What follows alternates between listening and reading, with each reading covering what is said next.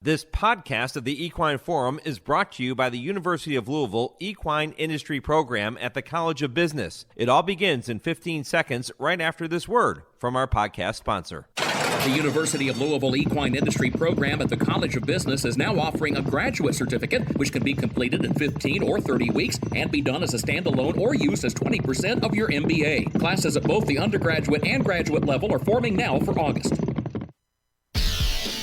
From the rail to your radio, this is the Horse Racing Radio Network. Smooth Lake Straight is battling on second toward the rail. 1 furlong to go. Santine digs in, opens up by 2. Smooth Lake Straight can't go with him. The rest with too much to do to catch Santine, the Million winner. And here's Sister Charlie's run now to take the lead. Then competition ideas and fleeting well inside the final half furlong with John Velasquez. Sister Charlie, sensational. History made. The first two-time and repeat winner of the Beverly D. Sister Charlie. Welcome to the Equine Forum, presented by TwinSpires. Top of the stretch in the mile, Noose to beat, tackled by Awesome Gem. Awesome Gem in earshot. Awesome Gem has hit the front. Noose to beat has to fight back. Awesome Gem and Noose to beat, but it's Awesome Gem pouring it on. Awesome Gem in front, now almost a length. Awesome Gem is going away in the mile. He's got it won. They're at the top of the stretch. Fourstardave coming a bit wide. Final Sunrise is there. Landis is in between him, and Fourstardave is 1 furlong away from 8 years of the Saratoga victory. Here's the Illinois coming down to line. He's making a runaway of it. The legend lives on. Fourstardave wins again at the Spa. Now, here's Mike Penna.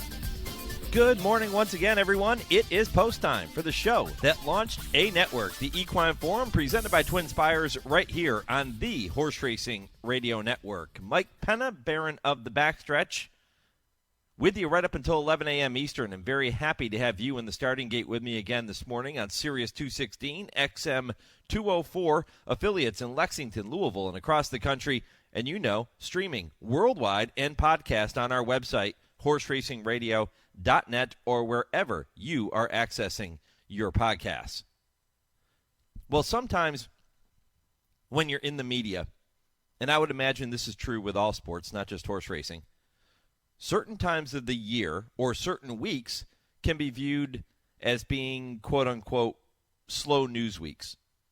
Then you have other weeks where you anticipate multiple storylines, as is the case if you were to look ahead to this weekend with the Arlington Million program being run for the first time at Colonial Downs, and a pair of Breeders' Cup winning your in races, one at Colonial, the Beverly D, and one at Saratoga, the Fourstardave, and not to mention one more in France tomorrow. You have all those storylines that you look forward to, but sometimes you end up with an unexpected story during a very busy week. And that's the case this week, too. And it makes things a bit more interesting, to say the least. And that occurrence took place on Thursday when First Racing confirmed to the TDN that they're giving strong consideration to moving the date of the Preakness to be run 4 weeks after the Kentucky Derby, which would place it 1 week prior to the Belmont Stakes. How concerned should we, the industry, be about this potentially becoming a reality? And that's one question I have for Dale and Tim when they join me at 10:30 Eastern for I Ask, They Answer. It's also our poll question this morning. Would you be in favor of the Preakness Stakes moving back 2 weeks? Yes or no? We'll keep that very simple, and I will encourage you to drop your comments on those posts. And if you don't do social media, you can email the show with your thoughts, mike@horseracingradio.net, and I'll try to read through some of those comments later in the program. Would you be in favor of the Preakness Stakes moving back 2 weeks? Yes, no, and again, please go ahead and comment. You can do that at HRRN on Twitter, Horse Racing Radio Network on Facebook. I, for one, find this to be extremely alarming. Now, conversation about realigning the Triple Crown, that isn't news, and that's nothing new. That comes up seemingly every year. I am not in favor of changing the Triple Crown. I've said that on the show multiple times.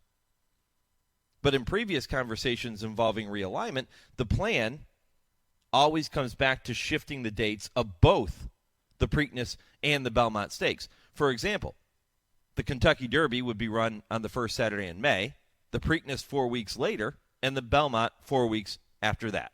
And again, I'm not advocating for that particular change or any change to the Triple Crown. I like the Triple Crown just the way it is. But that is a plan that often comes up. The difference in the scenario laid out to TDN this past week is that First Racing could potentially decide to move the Preakness back 2 weeks without NYRA being on board to move the Belmont Stakes. That is a disaster.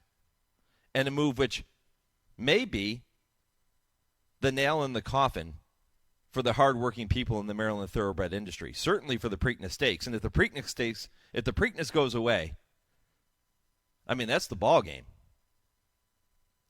for the Maryland industry. That is a huge, huge blow.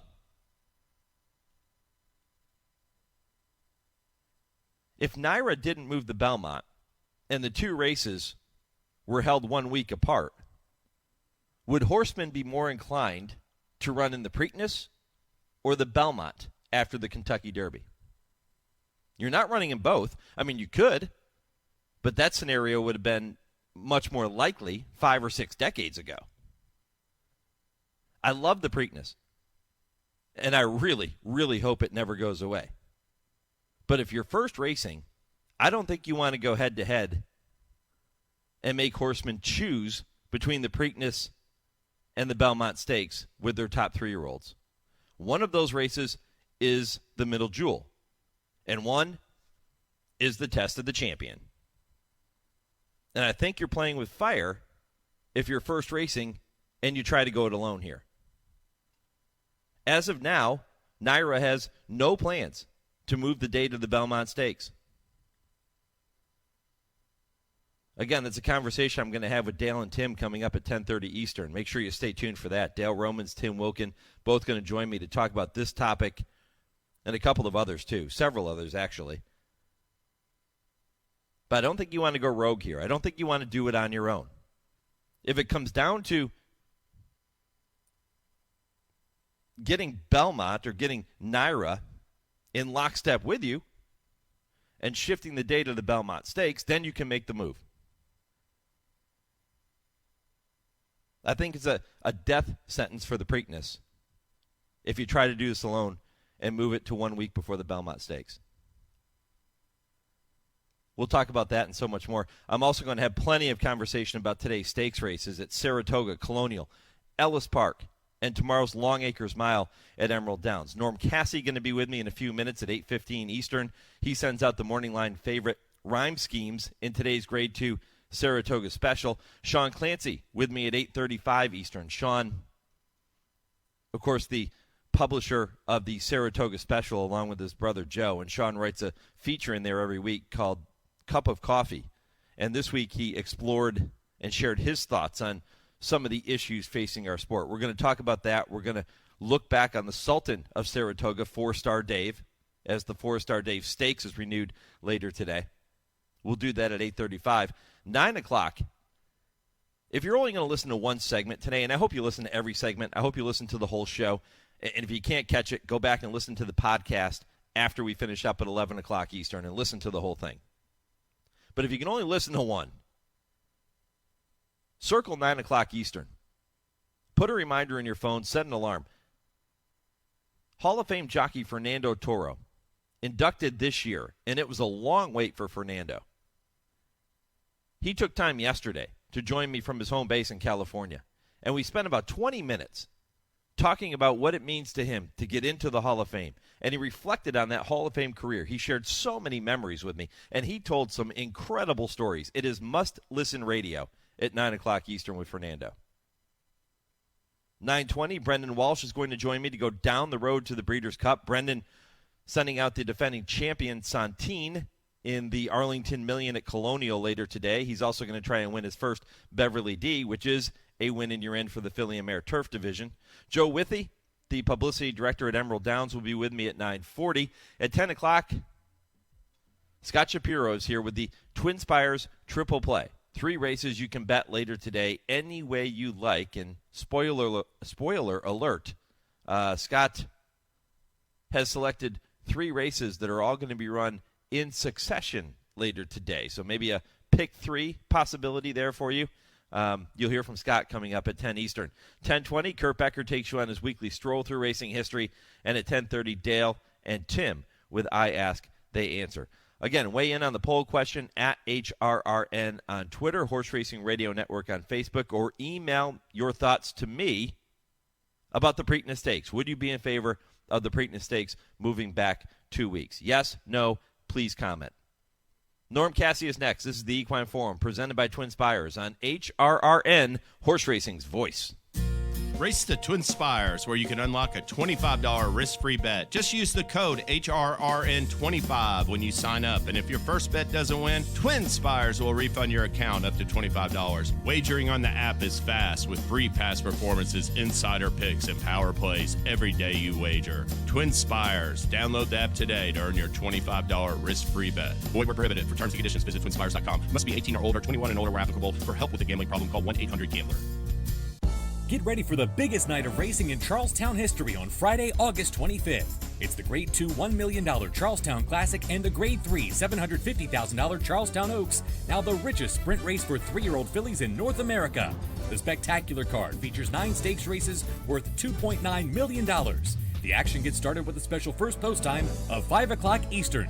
It's the Grade 2 Charlestown Classic and Grade 3 Charlestown Oaks on Friday, August 25th here at Hollywood Casino and Charlestown Races. Here with Joe Brown Nicholson of Nicholson Insurance Agency. Joe, what would be a common misunderstanding between an insured and the insurance company? Mike, one issue is a policy condition that requires notification when an insured animal becomes sick or injured. Do you mean in life-threatening situations? Not just then, but if a veterinarian is called in for treatment other than routine care. Take, for example, if a yearling colt gets his foreleg caught in a fence and tears the skin. The coat is stitched up and everything seems fine, but later the coat develops a systemic infection. Then there is a serious situation that the company knows nothing about. So the company needs to know even if it's not a life-threatening situation. That's right. It's a policy condition. The company has a stake in the health of the animal because of the existing insurance policy. The company might want to have its own vet examine the horse. In most cases, though, just a call or email is all that is needed. For all your equine and general insurance needs, including farm owners, liability, homeowners, auto, and more, contact Nicholson Insurance Agency at 859-224-7080. You gotta know Joe. There are plenty of thrills at Gulfstream Park during the Royal Palm Meet with live racing Friday through Sunday and simulcast opportunities 7 days a week. Come out and enjoy the Summit of Speed, the Florida Sire Stakes Series, and a whole lot more. Watch the action from our Trackside Carousel Club, our Feast in 10 Palms restaurant with an elevated view of the track. For stake schedules, reservations, tickets, and more, head to GulfstreamPark.com. You're listening to the Equine Forum on HRRN, presented by TwinSpires. Ponce de Leon is putting in a bid as they come past the quarter pole. Rhyme Schemes to the top of the stretch in front. Ponce de Leon set down from second. Timberlake still caught out wide. Down at the rail past the hat. They come down to the final furlong with Rhyme Schemes still in front. Roused to a 5-length lead. And Rhyme Schemes rattling home past the 16th pole. Rhyme Schemes ran them off their feet. Rhyme Schemes romps home by 8 lengths over Ponce de Leon, then past the hat and Omax. You know, Paul Espinoza has really become a fantastic announcer, and I've watched him grow. You remember Paul used to work with us here on the network and then took the full-time job at Charlestown in West Virginia. He was filling in at Ellis Park back on June 15th and had that call of Rhyme Schemes breaking his maiden. And didn't just break his maiden. He ran off the television monitor, won by 9.5 lengths for trainer Norm Casse, and the son of Ghost Sapper finds himself as the 4-5 morning line favorite in today's Grade 2 Saratoga special at Saratoga. Should be a fantastic race, and if he runs back to that effort, the rest of this field is in big, big trouble. Norm Casse joins me now here on HRRN. Norm, good morning. Good morning. It's funny you brought that up because as you were saying, as I was listening to the intro, I was listening to the call of the race again, and I was thinking, man, that is a very, very talented race caller. So it's funny that you just brought that up. But, yeah, good morning and a happy Saratoga Special Day. Yeah, happy Saratoga Special Day. Let's talk about rhyme schemes. That last race, ultra impressive. How'd you get him beat in his first start, man? On purpose. That's how you get a horse beat like that. You have to do it on purpose. No, actually, Mike, what we did I kid, but at the beginning of the year when the first round of 2-year-olds came in, we kind of made a conscious effort, or at least a decision, to not necessarily crank them up and have them at 100% when they ran first time, because just kind of figured, you know what, you don't have to be that fit to run early on. The races aren't that bad. If you're good enough, you win. And if you're not, you get some race fitness, but more importantly, you learn a little bit more about the horse by virtue of running him. And we learned that day. And don't get me wrong, we thought the horse was talented from day one at the very, very beginning. But at the end of the day, we kind of figured out that first start, he ran extremely spotty. He was on and off the bridle, very unprofessional. And, it was just obvious then that you had to put the blinkers on, and that was literally the only change that we made going forward was put blinkers on him, and obviously it made a big difference. You mentioned not getting your young horses cranked up this year and trying something a little different. Is that a departure from your normal approach with young horses that you've used in the past? Yeah, normally what I'd like to do is just go over and be completely, just know for sure, almost be over the top in some regards, like just, we need one extra work. This year it was the complete opposite. It was especially early on, in early or late April, early May, it was more like, you know what, we can breeze 2 or 3 more times, or we can just run. We can take the L this time, but have a better horse next time. And it's really kind of worked out for us for the best, at least this year. And, I imagine it's the same way we were going to do things going forward. You mentioned that you knew he was talented very early in his career. What things did he show you that led you to think that? Just his initial, he's one of those horses when you watch him breeze, he can go 50, and, on paper that looks like, that's a slow work or whatever, but you can literally see underneath him that he's got multiple gears. It's just a visual thing that is really hard to describe, but you could see that with him. And then the gate work that he had, he actually, I don't normally do it, but he happened to work with 2 other horses, so it was a 3-horse set. And he just toyed with them, and those were decent 2-year-olds that I have in their own outright. So it just, the good ones you can see from day one. Different ball game at Saratoga. This is the 3rd different surface he will race over in 3 career starts. Any comparisons to be made between the track at Saratoga and what he raced over at Ellis? Well, I mean, I think everybody, I guess if there's anything to be a little bit concerned about is that was that first week that we moved over to Ellis. The track did seem like it was really speed friendly and speed biased. It was a little tighter than it normally is. So, I mean, if you wanted to poke holes at his form, that's certainly something that you could look at and second guess. I'm not necessarily looking at his buyer numbers and his speed figures as far as why I'm excited about this horse. I'm more excited about the field that he beat that day. It was actually a talented group of 2-year-olds, and to me it didn't matter what the track was like. He just outran them. So as far as different surfaces, I think the fact that he did run over at Ellis and Churchill, I guess the point I'm trying to make is I guess I would be apprehensive running at a new racetrack like Saratoga had he only been running at Churchill. I actually excited. One of the things I'm excited about is that he did run well at a different racetrack that he had never been at, and that gives me a little more confidence going into the race this afternoon. In that maiden win, Norm, he went wire to wire. You just talked about the track being speed favoring at that point at Ellis Park early on in that meet. If, let's say, for example, somebody else outsprints him early, maybe a couple of horses, and he has to sit in a 3rd position or 4th or whatever the case might be, do you feel comfortable that he can sit and handle getting some dirt kicked in his face? I do. I think he's a truly professional horse. He's not, those need the lead type horses are typically runoff horses that need to get a breather at some point, and they need to kick away a little bit and have some separation. I don't feel like he needs that. I would actually be perfectly content if somebody wanted to go out front, and then we kind of got to educate him a little bit this afternoon and sit right off of them. I mean, if he breaks sharp and he's just faster and he's in front, well, that's a whole other thing. But it's not necessarily what has to be done today. You're starting to put several graded stakes wins on your resume, and that's a wonderful thing. But when you get to Saratoga, and a race like the Saratoga Special, you look at the field. It might only be 6 horses, but you look up and you see Brendan Walsh and Todd Pletcher for Eclipse Thoroughbred Partners, and you see Steve Asmussen in there. We know how good he is with his 2-year-olds. There are no easy spots when you get to Saratoga, are there? No, and then, I mean, it's the graveyard of favorites, too. So it's not, I'm certainly not looking at like it's a foregone conclusion. I understand how horse racing works.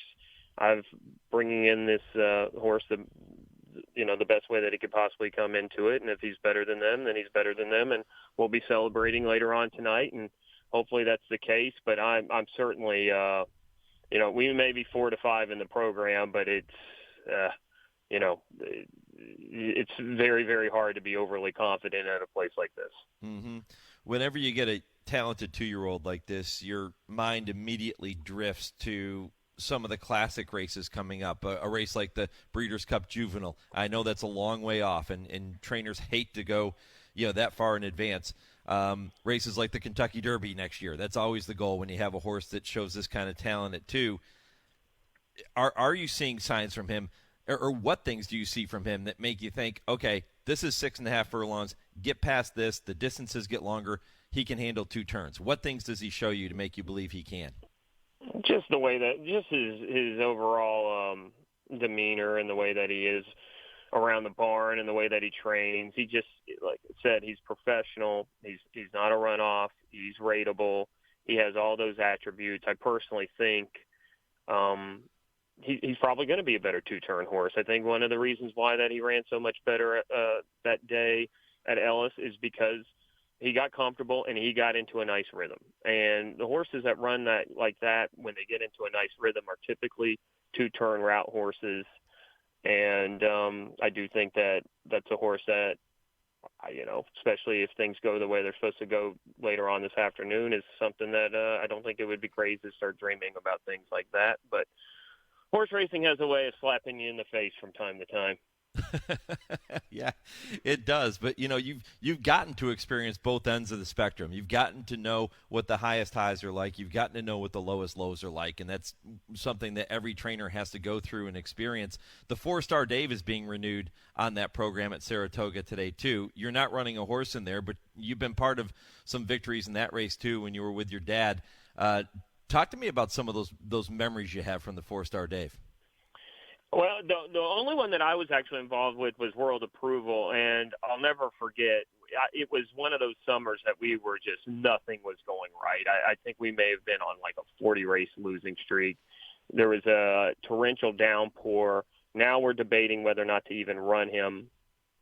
I mean, it was a game, literally a game time decision. It was about 50, 60 minutes to post, and it was still like up in the air whether or not we were even going to run. And I guess just because the summer had went so poorly, it was like, really, what do we have to lose at this point? And we ran, and it turned out to be one of the most important decisions we made because I'm having to jog my memory a little bit, but I think that was the first time we cut him back to a mile. And it turned out that from that race on, that's all he ever did, and he ended up becoming a mile turf monster. So it wasn't just a 4-Stardave. It ended up leading into a turf male champion campaign because we made that decision. And no, that was a really, really cool moment. I think that was probably the first Grade 1 we ran or that we won at Saratoga. So very cool moment, and one that I'll never forget. Visiting with trainer Norm Casse here on the Horse Racing Radio Network. Norm, a winner of 150 races so far in his very young training career, 28 of those coming here in 2023. This has arguably been maybe your best year so far, Norm. What's been the key? Just really, you know what, I don't think I can overstate the fact that we just have really tremendous clients that are putting nicer and nicer horses in the barn and hoping, you know, that success leads to more big-time clients, more big-time horses. It's, you know, it helps when you have the right people and the right horses in place. Well, tomorrow you've got another pretty good one in Twirling Queen, who's going to go in the Ellis Park Debutante. Tell me a little bit more about Twirling Queen. I see that she's morning line 12-1. There's a big heavy favorite in there for Brad Cox. She was another one. We only ran her in that race because it was a perfect spot for her. It wasn't that she was ready to run when she broke her maiden. It was more, all right, we need to run in this race because it's an absolute perfect spot. If we win, we win. If we don't, we'll come back in the same race 3 or 4 weeks later. So she won that day, not being 100% fit, went straight to the lead and held on. So the race comes back a little slow, but I think a lot of it had to do with just her fitness and where she was at that stage of her life. She has come back and has worked so well since she broke her maiden. And I don't know. The 7/8 is kind of I'm not so sure if that's going to be the type of distance that she's going to really thrive at, but I know she'll be forwardly placed. And a lot of the success that I've had this year is if you go and you look at our stats, if we do get the lead, we win like 35% of the time. And I know if she doesn't get the lead, she's going to be right off of it. And, you know, they'll sort themselves out at the top of the lane. But I think we have a big shot to win in there. I do. I think she's just been training so well. I just have a hard time believing that she's not going to run well. What distance do you think may ultimately turn out to be her best? Yeah, probably 3/4. You know, it's all speculation at this point. She's a really small filly, and I actually trained the mare for one start. She was a really brilliantly fast horse in her own regard, and she to me just seems like a sprinter type. But again, she could be forwardly placed and get into a nice rhythm and just run everybody off their feet. So I think we have a big shot. I'm going to be really, really disappointed if she doesn't run well tomorrow, just by virtue of the way that she's been training in the morning.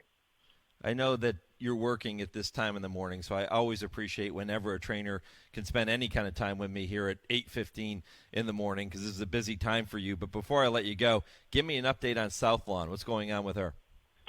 Kind of up in the air with what we're going to do with her. She's just been really unfortunate her last 2 starts. I thought she had a bit of a tough trip in the and nobody's fault, but tough trip in the Kentucky Oaks, and then obviously in the coaching club she fell on her face, so that's a throw out. I just don't know what to do. There's she just worked 30-40 minutes ago. She worked really well. I guess I could come back and run in the Alabama and just throw the coaching club out or try to find a little bit of a softer spot for her. I just think at this point, though, I'm leaning more to just trying to find a race that can be used as a confidence builder, let her get back some of her mojo that she's lost the last 2 starts, and just really kind of keep our eyes on the ball and the long-term stuff, because as happy as, as proud as we've been of her 3-year-old campaign, and she obviously has won the biggest race of my career so far, I feel like this is a filly that if we were patient with her and we recognize as a 4-year-old she could be even better, that we need to make decisions that kind of set us up for that. We hear about human athletes often losing their mojo, losing their confidence, and they have to gain that back somehow, maybe by getting some victories in other spots, whatever the case may be. And that's exactly what you're talking about with South Lawn. But it's interesting to hear you refer to a racehorse in those terms. Horses really know, Norm. I mean, they can feel that when they're not winning, and to get them to a softer spot and get some confidence really helps. I believe so. I mean, if you watch, even if you look at even a horse like Cody's Wish, who took forever to break his maiden, and then he starts winning races, and then he starts getting pumped up, that there has to be something psychological going on with that horse that's making him excel at that, like that. And, some naysayers may not believe it. They may say, oh, they're just going out there, they're running, they don't know the difference. But I believe that if you have a horse like South Lawn, and, the last 2 races have been a bit of disappointments, little humbling experiences for her and me, it's always best to try to find a little bit of an easier spot, let them get back into the win circle, and then build on that.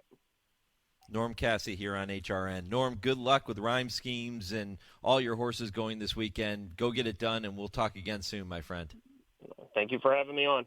All right, Norm Casse here on the Horse Racing Radio Network. Rhyme schemes, that huge win last time out at Ellis Park. If indeed he can find a way to run back to that, he's going to be tough. But as I mentioned when we were having the conversation, Steve Asmussen, Brendan Walsh, Todd Pletcher, no easy spots when you go to Saratoga, and that's the way it should be. All right, good luck to Norm. I appreciate his time here this morning. Coming up next, your Legends of the Turf segment, a short commercial break, and then when I come back, Sean Clancy from the Saratoga Special going to be with me. We'll look back on the Sultan of Saratoga, Fourstardave, and Sean will talk about his cup of coffee, which came out this past week, talking about some of the issues facing the sport of thoroughbred racing. That's next on HRN. This is the story of a man who was unquestionably one of the very best in the annals of thoroughbred racing at plying his trade in the saddle. His accomplishments as a reinsman were not only noteworthy, but they were watermarks among the riding colony on 2 continents. The sands of the racing hourglass are poured back to the late 19th century to begin this odyssey. The subject of this dissertation first saw the light of day in Cadentown, Kentucky in 1883. He rode his first winter in Chicago in 1899 on a horse called Avonstroke, and he subsequently rode in this country with unrivaled success until 1903. In 1901, he piloted the winner of the Kentucky Derby on a horse named, perhaps fittingly, His Eminence, and the winners of the Latonia Derby, New Orleans Derby, and the Memphis Derby. In point of fact, in his abbreviated American riding career, he had but 4 Kentucky Derby mounts, but never finished out of the money. He won that classic in back-to-back years aboard the aforementioned His Eminence and in 1902 with Allen and Dale. He was 3rd while in the saddle aboard Thrive in 1900 and was 2nd aboard Early in 1903. He rode 161 winners in 1901, a total absolutely unheard of in that day and age. He often said the very best horse he ever rode was McChesney, a horse conditioned by Sam Hildreth. He eventually had a great deal of trouble making American riding weights and opted to cross the big pond, so to speak, to ride in Europe, and there he experienced measured success until 1930. He first rode in Russia, where he won the Russian Derby twice and finished 2nd in that event 4 times in 6 years, while under contract to Mr. M. Lazarev. From 1910 to 1912, he rode in Austria-Hungary for Prince Lubomirski. He then returned to Russia, where he rode from 1913 to 1917. He won the Russian Derby 3 years in a row, 1914, 1915, and 1960, for Leon Montchev, who at the time was one of the wealthiest men in the country. Our man left Russia in 1917 at the inception of that nation's revolution, being led by Messrs. Trotsky and Lenin. When he was to leave that country, he went to bid his friend what was to be a fond farewell. Many years later, in 1941, he learned that his friend and benefactor, Mr. Montechev, was washing cars at that time for the Nazis in Paris. The story of our subject's escape from Russia in 1917 would provide more than ample fodder for Jean Le Carre's novel. Many times before escaping to Poland, he crawled on his hands and knees for hours to avoid being shot at by the Bolsheviks. In 1920, he left Warsaw for Paris, and he wound up there riding for Mr. Mantechev until 1926. He rode his last race in 1930 at the age of 47. Compositely, he rode over 2,300 winners in this country and in Europe, and he once rode 8 winners out of 11 mounts in Moscow. The vast majority of his victories were scored aboard 2-year-olds because he always hustled them out of the gate, rated them, and then saved something for the finish. European riders, on the other hand, went hell-bent for leather throughout and had nothing left at the end. He always felt, although never able to explain why, that collectively, Australian riders were the best. Our man turned to training in France in the 1930s with horses in training at Maison Lafitte near Paris. When the Second World War broke out, he was forced to disband his stable, and he turned his property over to the French government, which quartered 200 soldiers there. Then, after France's quick defeat, he was forced to quarter Nazi soldiers. On February 25, 1941, he began another portion of his international odyssey, It brought him first to Spain, then to Portugal, and finally back to his native America. Having been in Europe for some time, he was fluent in French, German, and Russian, in addition to English. He passed away in 1941 at the nonagenarian age of 91, with not only fond memories of the turf on 2 continents, but with a cumulative riding record that by any measure, means, or standards has to rank among the all-time best. His story has the very fiber of what a legend of the world of racing is all about. He was Jimmy Winkfield. You're listening to HRRN, Horse Racing's Voice.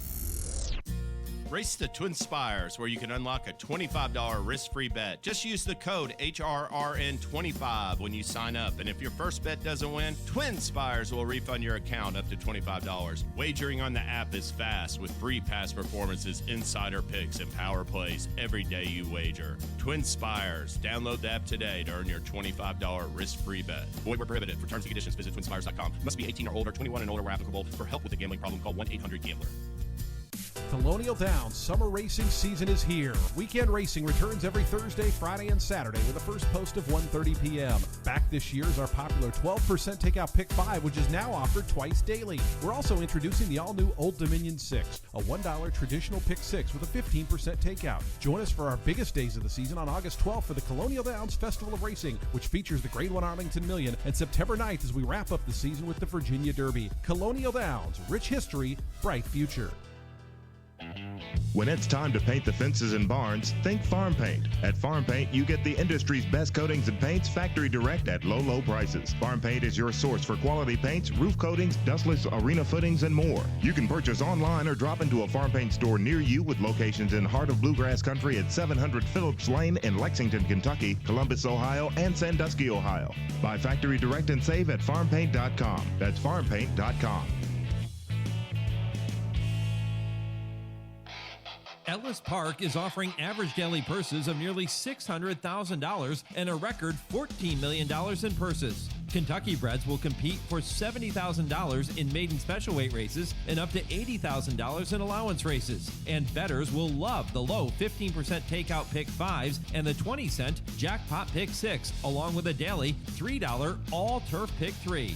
For more information, visit EllisParkRacing.com. Ellis Park Pursers are powered by the Kentucky Thoroughbred Development Fund. First post, 12:45 p.m. Eastern.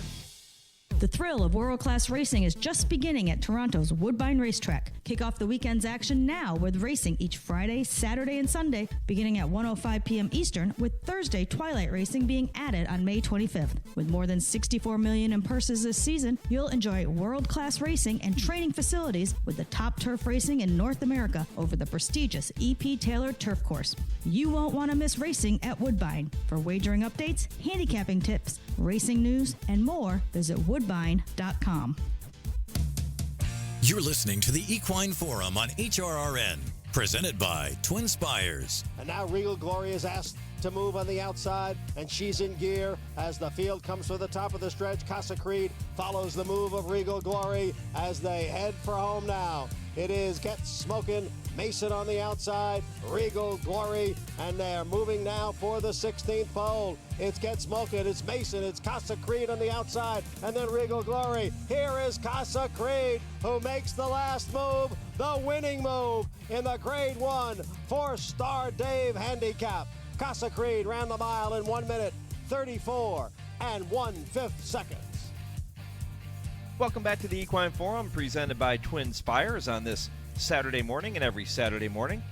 That was John Embriel with the call of last year's Fourstardave at Saratoga, won by Casse Creed.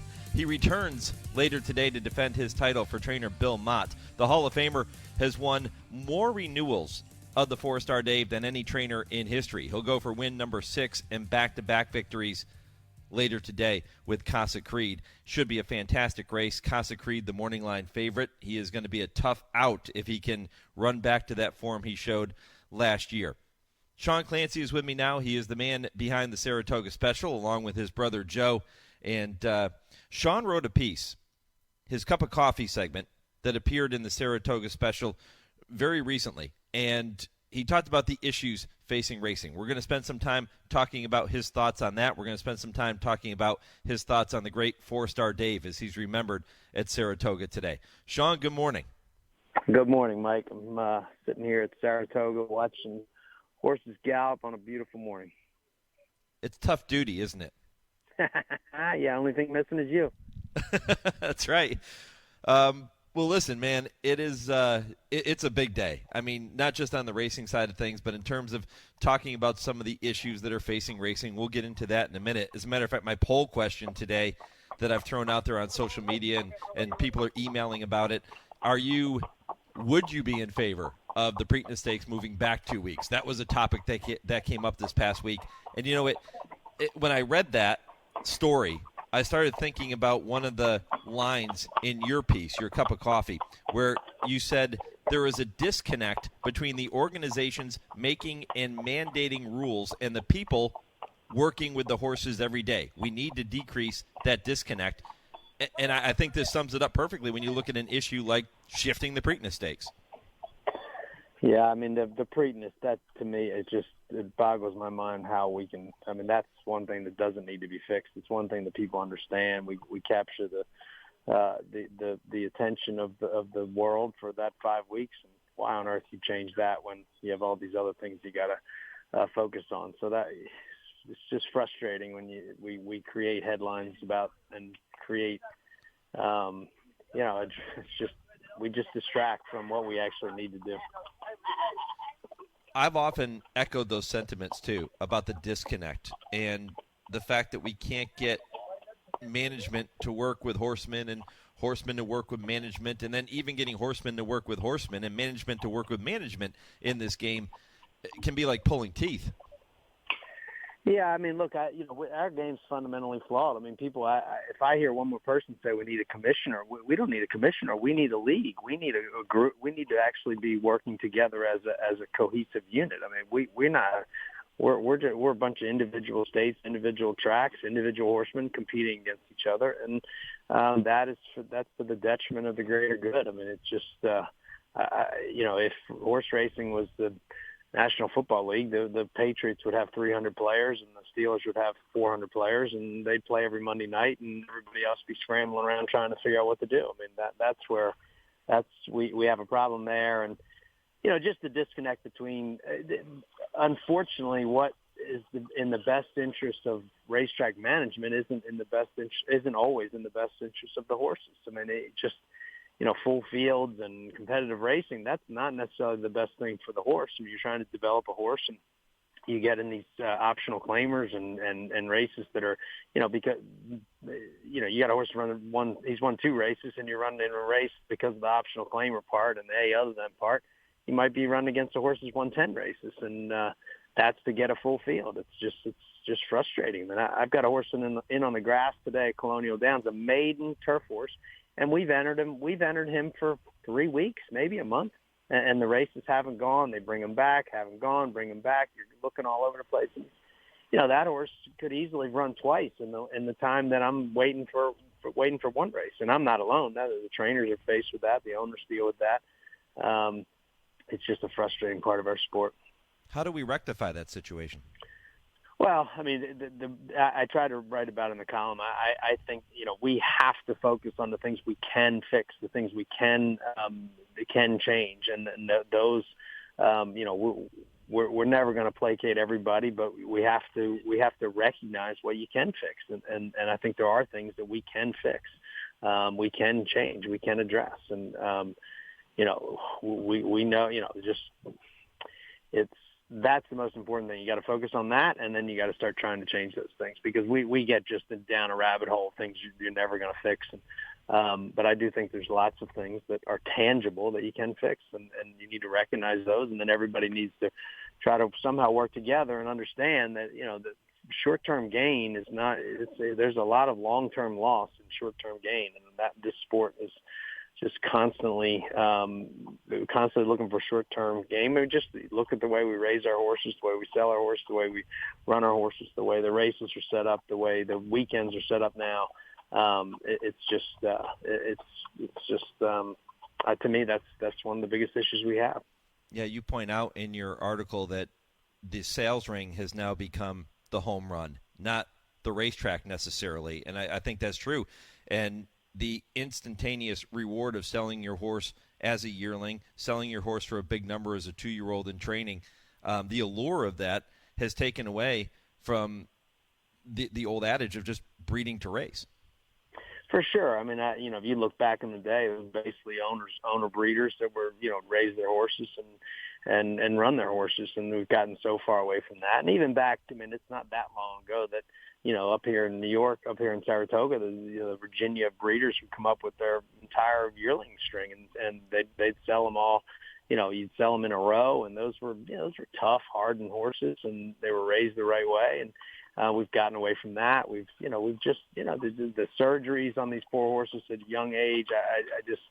I just think if you look back at Paul Mellon's string every year, I'll guarantee they were as crooked and had problems, and you just didn't mess with Mother Nature, and then you raised tough horses, and I think we've gotten away from that. We're just not raising a horse that's nearly as tough to withstand the sport, the rigors of training, and I think that's sad, and we've just gone again. The sales ring, it's a great, it's a great marketplace, a great venue. I just feel like we've gotten so far away from raising horses to race and be tough and be sound and have a long career.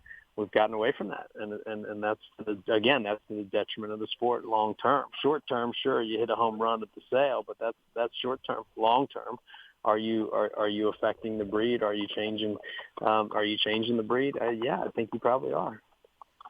It's not all negative. There are some positives, and you begin your comments in this piece by saying we can make racing safer. We can't make it safe. We will never placate the radicals. But then you go on to talk about some of the things that have been done in terms of safety for the horses and for the human athletes. So talk a little bit about that. No, I mean, look, everybody who knows me, I'm pretty optimistic and positive, and I think it's important to talk about the negative things. But positive-wise, this sport has done amazing things in the last. You think about what's changed in the last 5, 10, 20 years between retirement, rehab, retraining these horses, the medication rules have changed. We outlawed anabolic steroids. We've made a lot of major changes, which has been great. I mean, that's really been beneficial. I mean, we can make change. I think in a way, horse racing does get when the pressure's on, people do lose focus on the things that we have accomplished. And I think that's a perfect example. We have accomplished that. I mean, there was a time when, we were giving Banamine, hours before a race, and we outlawed that. We outlawed adjunct bleeding medication. We outlawed anabolic steroids.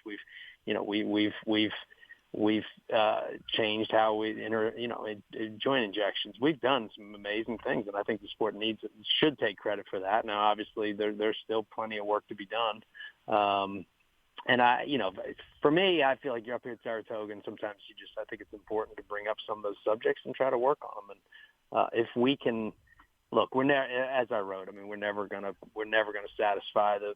It's like politics. Look, if you concentrate you concentrate all your attention on the far right, you're not getting anywhere. It's the people in the middle, and we can come to terms. And look, I mean, I've voted Democrat and Republican, and I thought I would again, but that is, you have to go for the people in the middle, the reasonable and rational, and I think we can make changes. We can make some differences. We have. I mean, you see it. The sport has changed for the better. Is it? Like I said, is it? If you think you're going to make racing safe, that's a tall order. Now, can you make it safer? Yeah, sure. I mean, I think that's really important to concentrate on. A couple months ago, I moderated a panel discussion and emceed an event on jockey mental wellness at Keeneland. It was put together by the Jockeys Guild, and that is a real thing. And to hear some of the riders openly talk about the issues that they have faced throughout their career and then even beyond their riding careers really opens your eyes. And I'm a big proponent that we need to start focusing more on jockey mental wellness. But you also point out, when you talked about the jockeys in this particular article, you also go on to point out the fact that we need jockeys hydrated. We need jockeys mentally stable. We need jockeys to ride straight and safely. And you bring up the concept that you can only strike a horse so many times. Nobody wants to see a horse, get whipped, but the whips today are so much different, Sean, than what was used back 30 years ago. Yeah, no. Again, that's a big improvement, and that's important. I'm all for monitoring the whips. I think that's important. But up here we've got the roughest riding colony that I've ever seen anywhere, any top level racetrack, and I think that's the important part. You got to focus on making sure these horses they're going left and right, trying to make 90-degree turns in races, and I think that's if you want horse safety, I think you got to police you got to be consistent. You got to police it a little better and change that. I think that's very important. As far as the mental health, I mean, I've been open about it my whole life and career, and believe me, I was never a jockey like these guys, but. The mental strain of being a jockey, the highs and lows and the wins and losses, the constant dieting, the concussions, the lifestyle, the fast lane you're in. I mean, I always say not one of my friends who had a real job ever called me up on Friday evening and said, "Hey, I just got paid. I want to buy you dinner." And meanwhile, you're a jockey, you win a race and you're buying everybody dinner and you're living that kind of life. And then one day it's over, and that's it's just the definition of mental imbalance, and I think it's really important to address that. I mean, I thought Heiss and the Jockeys Guild, they had a seminar up here. I thought it was really well done, and I wrote a column on that. I commended the jockeys who spoke up, and I think it's a great place to start. And I stood up at that and said, this is what I mean as far as being able to make changes, to come up with something tangible. And, I suggested there, let's get a nutritionist and a sports psychologist, life coach, therapist, whatever you want to call them. Let's get them in every jockey around the country. Let's get behind that. That's something you could tangibly do. Let's make a change. I mean, the racetrack kitchen has been one of the worst worst food you've ever seen as far as health goes. And those guys are in the room, and I think you could make a change that way. I think you could really change how it's going. I think you could have a therapist there, have a life coach. Guys watching those guys every day, see who's in trouble, see who's struggling, see who's a guy gets hurt. I mean, these poor kids get hurt, and I mean, I've been there. You get hurt, and you're out of the show. You're at home alone watching other people ride your horses and win, and the sport goes on. It's devastating, and I think that's where I think you could get. That's a tangible thing we could do. That's kind of what I was trying to say in the column. Let's focus on tangible things. Can we get a therapist, a life coach, whatever you want to call them? Can we get one in every jock's room? Can we teach? Can we educate the valets in mental health training? Could they just take a few classes, just listen to a few people, have people come in and talk to them? I think you'd be able to recognize that. That's better for our sport, safer for our horses. Everybody's going to win for that. That represents everybody: the owners, the trainers, the horses, the bettors, racetrack management. Let's get around some things that we can actually tangibly affect. I think that's really important.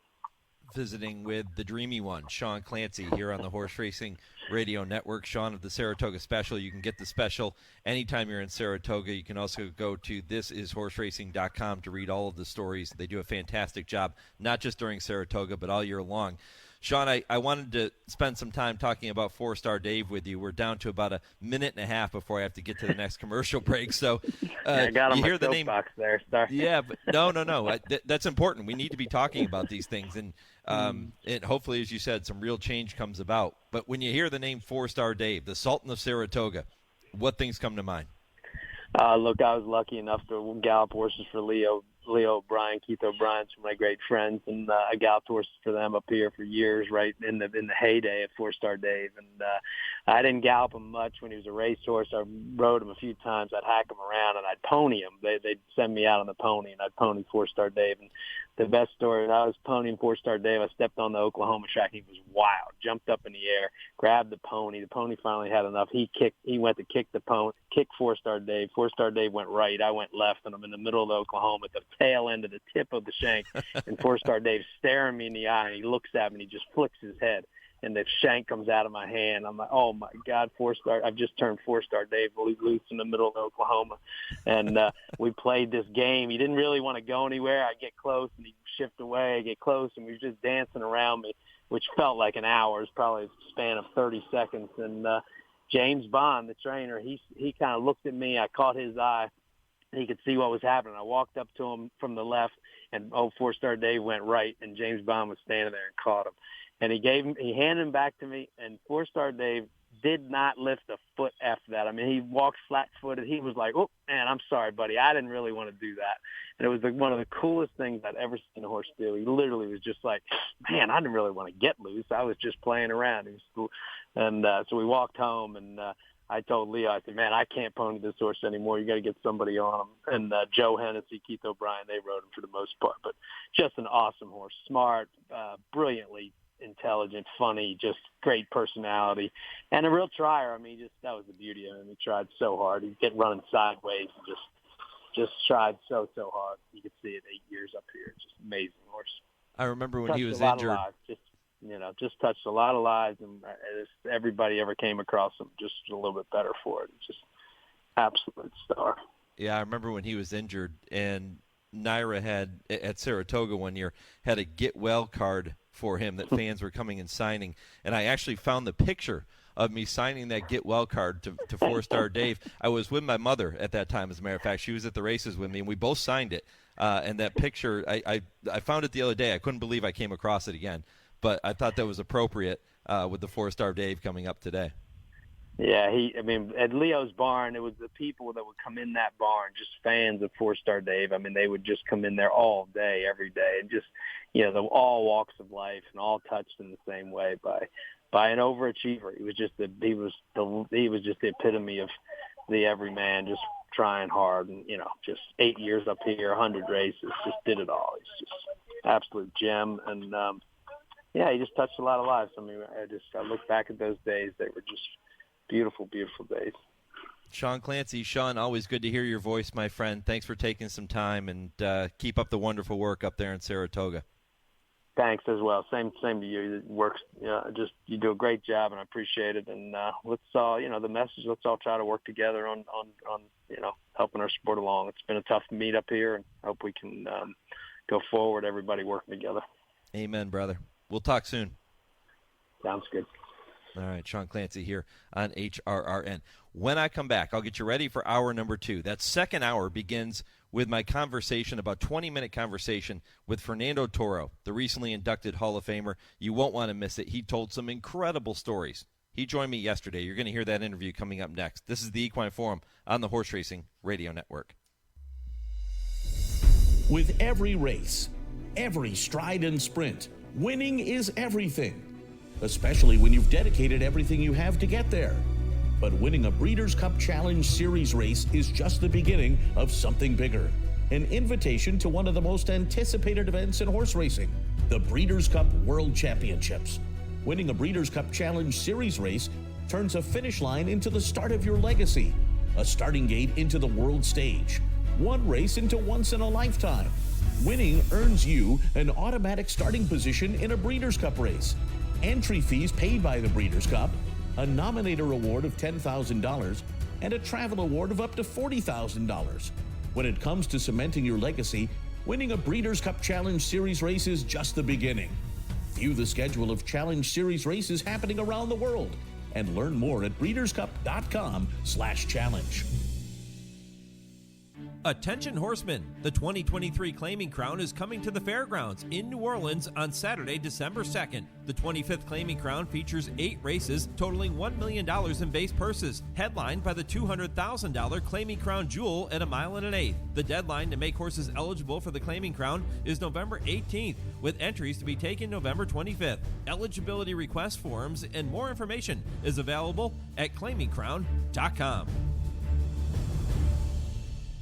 Trainer Talk, presented by Fasig-Tipton. Please join me in welcoming Hall of Fame trainer Todd Pletcher. Hall of Fame trainer Nick Zito on Trainer Talk. Welcome Hall of Famer Bob Baffert to the program. Hall of Fame trainer Shug McGahee, nice enough to spend some time with us. Hall of Fame trainer Bill Mott here on Trainer Talk. Dual Hall of Fame trainer Mark Casse. Trainer Talk, The biggest names in horse racing. Wednesdays, 6 to 7 p.m. Eastern on Sirius 216, XM 204, and streaming live at horseracingradio.net. And now an important message from Jerry Rice. As a career wide receiver, I've been hit hard. But no training nor practice prepared us for the devastation of COVID-19. Thankfully, there is hope. Even with multiple vaccines available, we still have to work together until everyone is safe. We all win when we unite to prevent. For more information, visit unitetoprevent.org. You're listening to the Equine Forum on HRRN, presented by TwinSpires. As they come toward the top of the stretch, where Little Mike is back in front. Little Mike, Kalak now being hard ridden. Rahi Strata right there, side glance. Hunter's Light is just in back of the front. On the far outside, Guest of Honor. They're homeward bound in the Million. And here comes the Apache now to take the lead from Little Mike with a furlong to go. Real Solution is staying on past the 16th. Real Solution charging at the Apache. Real Solution, the Apache in a battle that's come down to a bob, and the Apache found just a bit more than Real Solution. They were followed home by Side Glance and Guest of Honor, the South African bred under Christoph Sumion. For Mike DeCock, the Apache has won the Arlington Million round. Welcome back to the Equine Forum. That was John Dooley with the call of the 2013 renewal of the Arlington Million. Won by the Apache unofficially, but he was disqualified. Real Solution put up as the winner 10 years ago in 2013. 10 years prior to that, another disqualification when Storming Home finished first in the 2003 renewal, but was demoted to fourth following the steward's inquiry that day. Now we fast forward 10 years later. Here we are in 2023. I'm noticing a pattern here. Every 10 years, a year ending in 3, disqualification. Let's hope that's not the case today, but the drama will unfold later today with the defending champion Santine going to the post in the Arlington Million. That's going to be run at Colonial Downs for the very first time, along with the Beverly D. The Secretariat returning after a 1-year hiatus. That's going to be good to see as well. Going to be joined in the second hour of the program to go down the road to the Breeders' Cup by Brendan Walsh, who is the trainer of Santine in that Arlington Million. Brendan has several horses running in stakes, including one in the Beverly D. He's going to look for his first win in that race, too. Get a chance to talk to Brendan at 9:20 Eastern. 9:40, Joe Withey going to be with me from Emerald Downs. We'll talk about tomorrow's Long Acres Mile. But when I come back, going to tell you all about Fernando Toro and his story. He took time to join me on yesterday. Took time to join me yesterday for an extended conversation, and it was a lot of fun to talk with him. He tells some fantastic stories. You will not want to miss that interview coming up in just a couple of minutes. I'm back with Hour 2 right after a 10-second pause for station identification. This is the Horse Racing Radio Network.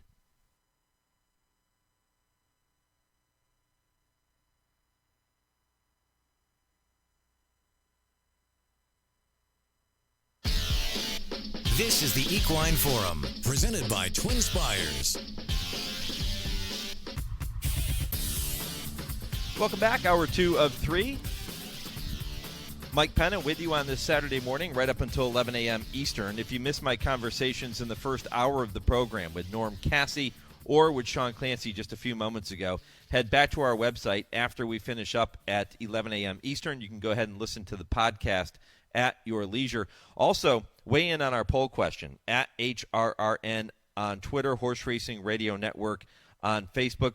And if you don't do social media, you can email the show, Mike at horseracingradio.net. The poll question this morning involves the news that came out this past week of First Racing potentially or seriously considering moving the Preakness Stakes back 2 weeks.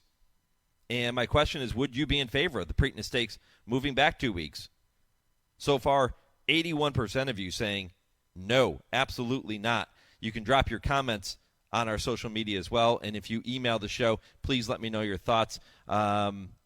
Larry says no, keep the Triple Crown the way it is. And Trish chimes in as well and says no, she is not in favor of seeing the Preakness Stakes moves. So the no's far outpacing the yeses on that issue here this morning. Keep those votes coming. I'll update you again later in the program. I mentioned Emerald Downs and the big day tomorrow, the Long Acres Mile coming up tomorrow. It is a huge day of racing in the Great Northwest. As a matter of fact, it is Championship Sunday at Emerald. It's Washington's biggest day of racing. 4 stakes races, the $50,000 Muckleshoot Derby, the Washington Oaks, the Emerald Distaff, and the 88th running of the $150,000 Long Acres Mile, all part of that program. You can play the All Stakes Pick 4 for just 50 cents, and first post tomorrow, 2 p.m. Pacific, 5 Eastern. I'll talk more about that race with Joe Withy at 9:40 Eastern Time. But I mentioned that Fernando Toro was kind enough to spend time for an extended visit yesterday. And Fernando, one of the classiest guys that you're ever going to meet. It was a long wait for Fernando to get his plaque in Saratoga. But he talked about that, and he talked about so many memories he's had over his riding career. Jockey Fernando Toro rode 3,555 North American winners, many more in his native Chile, in a career which, as of 8 days ago, officially became a Hall of Fame career when he was formally inducted into horse racing's Hall of Fame in Saratoga. Fernando was unable to attend the ceremony on August 4th, so he will be presented his Hall of Fame plaque and jacket in a special ceremony later today at Del Mar. Among his many greatest stakes victories was a win in the 1984 Breeders' Cup Mile aboard Royal Heroine to go along with a slew of prestigious greatest stakes, which are forever now part of his Hall of Fame resume. With Colonial Downs hosting the Arlington Million later today, I thought it would be appropriate to welcome Fernando to the show by looking back on one of his many Grade 1 victories, which took place in the suburbs of Chicago 37 years ago. The entry is 1-2. Here they come, spinning out of the turn. Estrapade has it by 2. Elma Moon out there second. Divulge is coming back in third. Down the stretch they come. Estrapade draws out now by 3. Divulge on along the rail in second. Uptown Swell along the rail third. Penine walked in fourth. But it's Estrapade. Estrapade, she's drawing clear. Estrapade, the mare, by 4.5 lengths. Divulge is second. Penine walk may have taken third. Estrapade teaming up with the legendary Phil George-Jeff with the call of Estrapade winning the Arlington Million. What a special moment for Fernando and for all the connections, and a special moment as well on August 4th when he was inducted into the Hall of Fame. He's with you now and with me right here on the Horse Racing Radio Network. Fernando, good morning, my friend. Good morning, Mike. I want to talk to you about the Arlington Million and about that special day, but I want to talk to you about the Hall of Fame first, because that is the epitome of what every jockey, every trainer, every owner, every turf rider strives for in our sport. And your dream came true on August 4th. How special was that? Well, it's very special. Like you said, this is a dream.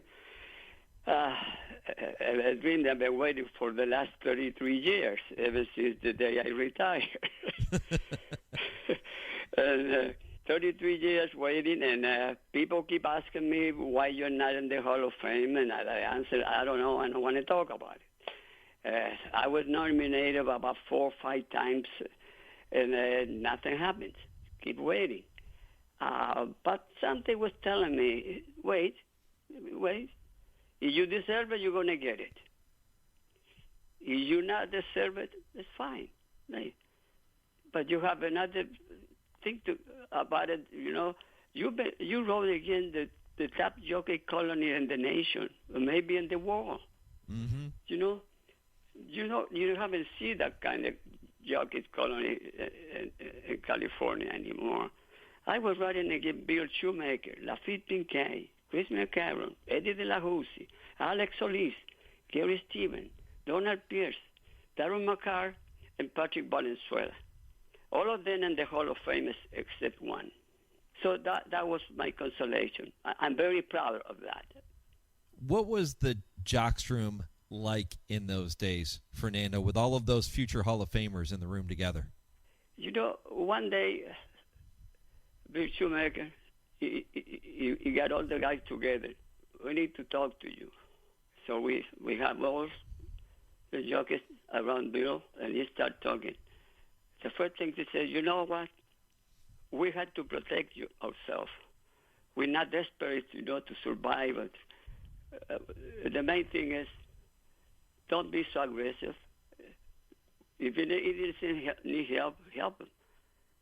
I need everybody is working to support their family and everything, but we don't want to see anything happen that, it might cause something problem for anybody. That was a good day in racing. Was Bill Shoemaker the leader among that incredible group? Yes, he was. It was. Everybody wanted to talk to him. He was a funny guy. Everything, playing cards with everybody. And he was a great jockey and a great person. Very friendly. He talked to everybody. I will never see him getting upset for anything. He was that kind of person. Now, Fernando, you get to have your plaque in the same venue in Saratoga Springs, New York, as Bill Shoemaker and many of the other greats that you just mentioned. When you got the news, there was that wonderful video that's been circulating throughout the industry with our good friend Jay Hovde, who broke the news to you. You were so emotional. You were just overcome, and it was so genuine. Tell me about that moment when Jay told you you were in. Jay Hovde and Jay Prittman, they did a great job. The day before, Jay called me and said, look, I found an old picture of yours that, I like that picture and I would like to have your autograph. And I said, Jay, we haven't talked for the last 10 years. Now you call me to get my autograph? And he said, when we can come to your house? Tomorrow, that would be fine. So I had no idea what he was talking about. So we got here with the envelope, and he said, okay, that's the picture. You want me to sign now? No, hold a minute. Read it to the top, see what it said, and, we want you to be sure that everything is correct. And when I start reading, Fernando Toro, Thoroughbred, Racing Hall of Fame, class 2023, I didn't get it right away, to be honest with you. So I turned around, and I said to Jay, hey, Jay, is this for real?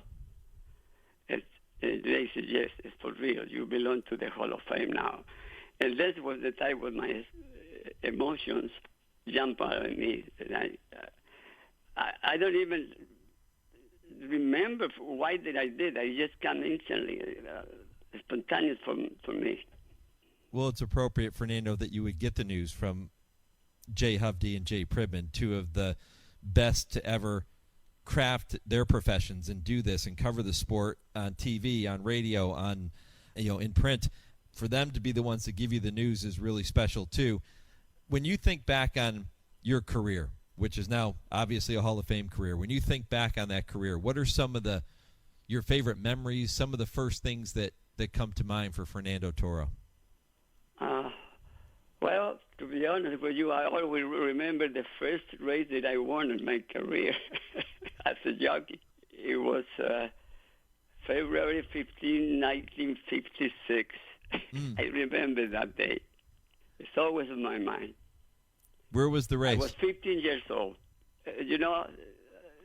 During my career, the last 34 years, when I came to California, some guy came to me and said, you came to California? Do you know how tough the jockey colony is here? What are you going to do here? I said, I don't care. I want to come to California. Here I am. I don't know. I was too much confidence. Well, that was it. I was never thought about it, and I just want to do my job. Right in the best colony of the nation, I learned a lot from them. My jockey's ability improved. One day, Shoemaker told me, hey, Bull, I've been watching you. I saw on your hands. I've been watching you. And I respond to him, hey, Shu, I've been watching you every day, every race you ride. that's because I learned from you. Wow. And she was a very good answer. When you first came from Chile to the United States, you're a young man, so you're probably fearless. You're probably a little bit overconfident, maybe because you were so good in Chile. Tell me about that, those early years of Fernando Toro. Was it instant success, or did you have to really scratch and claw? Well, that was I did take too long for people to know me in Florida, Austin Park. 2 days after I arrived in Florida, I won the Pan American Handicap, 1966. So that really opened the door for me. When you think back on the horses you were aboard, what horses come to mind? To be honest with you, I've been so lucky that I rode so many great horses. It's hard to find. In my office, I can look all the group horses. The picture here that I have, the Hollywood Derby, it was divided in 2 divisions. Too many horses for each race. And I won both divisions. One was the Royal Heron, and another, the second division was for Ginger Fist. So I keep looking. I said, it's impossible to just pick up 1 or 2 of them. How about Estrapade and that day winning the Arlington Million back in 1986? Tell me about that day. Well, it was a full field of 14 horses for the mile and a quarter. Estrapade had the ability to be in the lead, coming from off the pace. Any place you place it was good for her. She was a real champion. That day, we drove the inside post position. There was horses with some speed, 2 or 3. I said, you know what? If they want to go, that's fine. I want to sit right behind them. Exactly what happened. Going into the first turn, I was leaning in the inside. In the third position, 2 horses in front of me and 1 on the outside of me. We get to the back side, the 5A pole, and horses that start coming. The pace wasn't too fast. And I said, I'm gonna. First thing I can do here, every chance I have, I want to try to get out of here. I was in the right place at the wrong time. So horses started to move on the outside of Patrick. He was in the second position. And when he saw those horses coming, he just ripped to the outside. He let his horse rip to the outside. Just give me enough room for me to go. I made that move instantly. I didn't think twice. I went for it. That was the 5A pole, just close to the half a mile pole. I was 4 lengths in front. I never thought that I moved too soon. That was the right move. And he proved it. It was the right move. I didn't think twice to make that kind of move. And after we take the pictures, I jump off the horse. He came Mr. Whittingham. And he says, don't you think you moved too soon? No. Okay, we won anyways. What was it like riding for Charlie? So what do you have to say? What was it like riding for Charlie Whittingham, Fernando? Oh, it gives you confidence. Every horse that I ride for him, it was just, we say, the leftover, because Shoemaker had the first call on the whole stable for all the horses. So whatever Bill don't want to ride, he give a son to everybody. And we did very good for him. And the greatest thing about Charlie Whittingham, when we get to the paddock to listen for the instructions, the only thing he had to say all the time, did you ride this horse before? Yes, I did. Okay, you know what to do then. That was it. So simple. That was it. So simple. Not a word. Exactly. What about when I say the name Royal Heroine? What comes to mind? She's the really champion. Yes. You know, I was riding Estrapade and Royal Heroine almost at the same time. The difference was that Royal Heroine had all the races between a mile to a mile and 1/8. In Estrapade, it was all the races for 1.8 to 1.5. So that's the only reason why they keep it separate. And Royal Heroine, there was a real champion. I rode a 5-time in all the group races. And the Breeders' Cup. Talking with Hall of Fame jockey Fernando Toro here on the Horse Racing Radio Network that has a beautiful ring to it, and I'm sure he agrees. When you won the Breeders' Cup in 1984 with Royal Heroine, she beat the boys in the Breeders' Cup mile, and you just walked me through the Arlington Million, Fernando. Walk me through that Breeders' Cup mile. What do you remember about the race? Oh, that was a long week, very long week. On a Thursday morning, I received a call from my agent, and he said, Fernando, I just finished talking to John Gosden, the trainer. He said, tell Fernando to be prepared. It's a 50-50 chance that she might not run the race. We have some complications. So when my agent called me, Ron Anderson at that time, he said, be prepared. Okay, I said, well, tell me, how the mare is doing? Is she okay? No, she's fine, but, you know, well, if she's not going to run, it's fine. You have to take care of the mare. That's all what I worry about. So that was one of the things to worry about. The second thing was she rode the outside post position, number 14. A flat mile in Hollywood Park for just 100 yards, that was the turn. So everybody was negative for that reason. I was the only one happy about it. It's very, very simple. I am in the outside. Nobody going to bother me at the break. The two horses with a lot of speed. I just going to let them go, and I'm going to drop to the inside, and that's it. It's exactly the way the race come up. Well, you got to love when things go according to plan like that, right? Yes. When the Royal Hero, the horse, it was only 1.8. Keep it out of trouble. She's the best, no matter what. If you go 2 or 3 wide or 4 wide, doesn't matter. Keep it in the clear. That was it. Looking at the replay, I just tapped it with the whip just to call the attention, but I never tried to hit it. On all my horses, I never overused the whip. Fernando, it's been an incredible ride for you. What are you most proud of when you're reflecting upon your career? I have one picture in front of me here that is in my heart. For the beginnings, I was invited to go to South Africa to represent the United States of America, USA. It was a jockey international race for jockeys all over Europe. And first invited Bill Shoemaker, and he declined the invitation because they told him there was a long flight, 18, 20-hour flight, and he had problem with his back.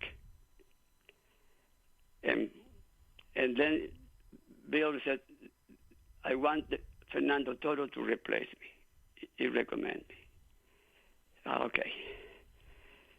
So I was invited to represent the United States like you're going to the Olympics, right? Wow. And I was just arriving in Johannesburg, and I was sitting in the plane thinking, okay, here we are. And I said, you are representing USA. You are replacing Bill Shoemaker. Be ready. Be prepared. and I won the race. What a memory. That was it's still in my heart, carrying to the flag, the United States in my hands, when the way they present the jockeys. And that's one of my highlights of my profession. I was in the jockey room before the start of the races, and they called me to the front door When I went to the front door, there was a young man there standing with an envelope in his hands. And he said, he presented himself, my name is Trevor Denman. No. Yes, Trevor Denman. And he said, Mr. Toro, no, Fernando, I'm Trevor Denman. I called the race here with my father. I called the first half a mile of the race in English, and my father finished the race, calling the race in Afrikaans. And he said, I am dealing with, I want to go to America, and I am in contact with the director of publicity, Bill. I would like you to get this envelope to him. It's a tape, pictures, and I want to try to go to America, and he's doing all the details. And I said, well, envelope can be opened, and custom. Oh yes, well, write it down, no. And that's the way I met Trevor Denman. Like I said, he was a teenager. Incredible. And that's the reason I helped to bring that envelope, because he said if I send them by mail, it's going to take about 2 weeks to. So don't worry about it. That would be a big answer in 1 week. Wow. Fantastic. Small world, right? Yes. Incredible. Around.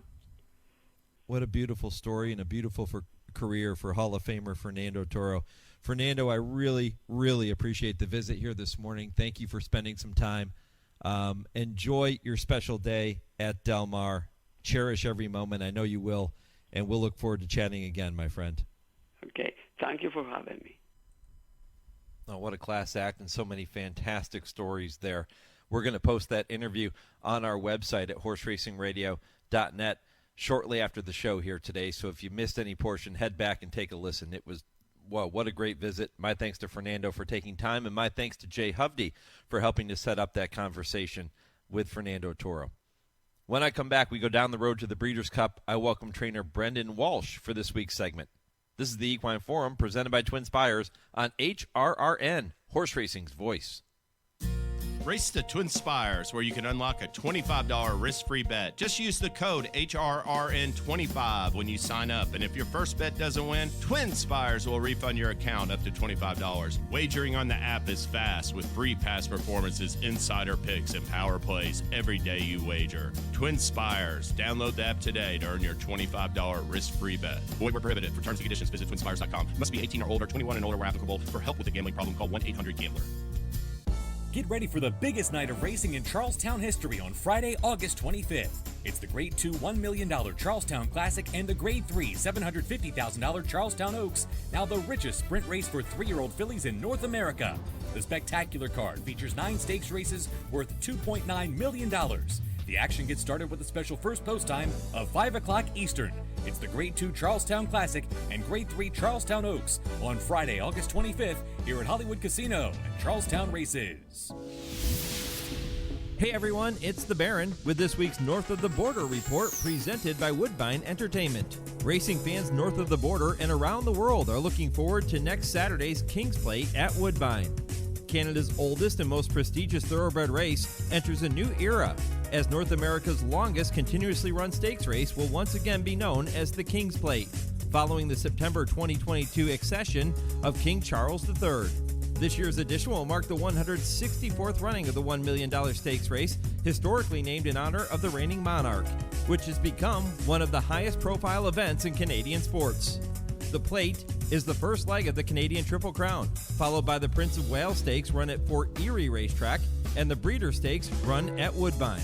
Contested at 1.25 miles for Canadian-bred 3-year-olds, the Plate is steeped in history and tradition, combining great racing, high fashion, decadent food and drinks, and live music. Last year's winner, Moira, would go on to be named Canadian Horse of the Year. First post on Plate Day, next Saturday, is 12:25 p.m. And that's your North of the Border report for this Saturday morning. For more updates and racing information, visit woodbine.com or follow along on both Twitter and Instagram at Woodbine TV. You're listening to the Equine Forum on HRRN, presented by TwinSpires. City Man toward the back of the group as they stack up, turning for home.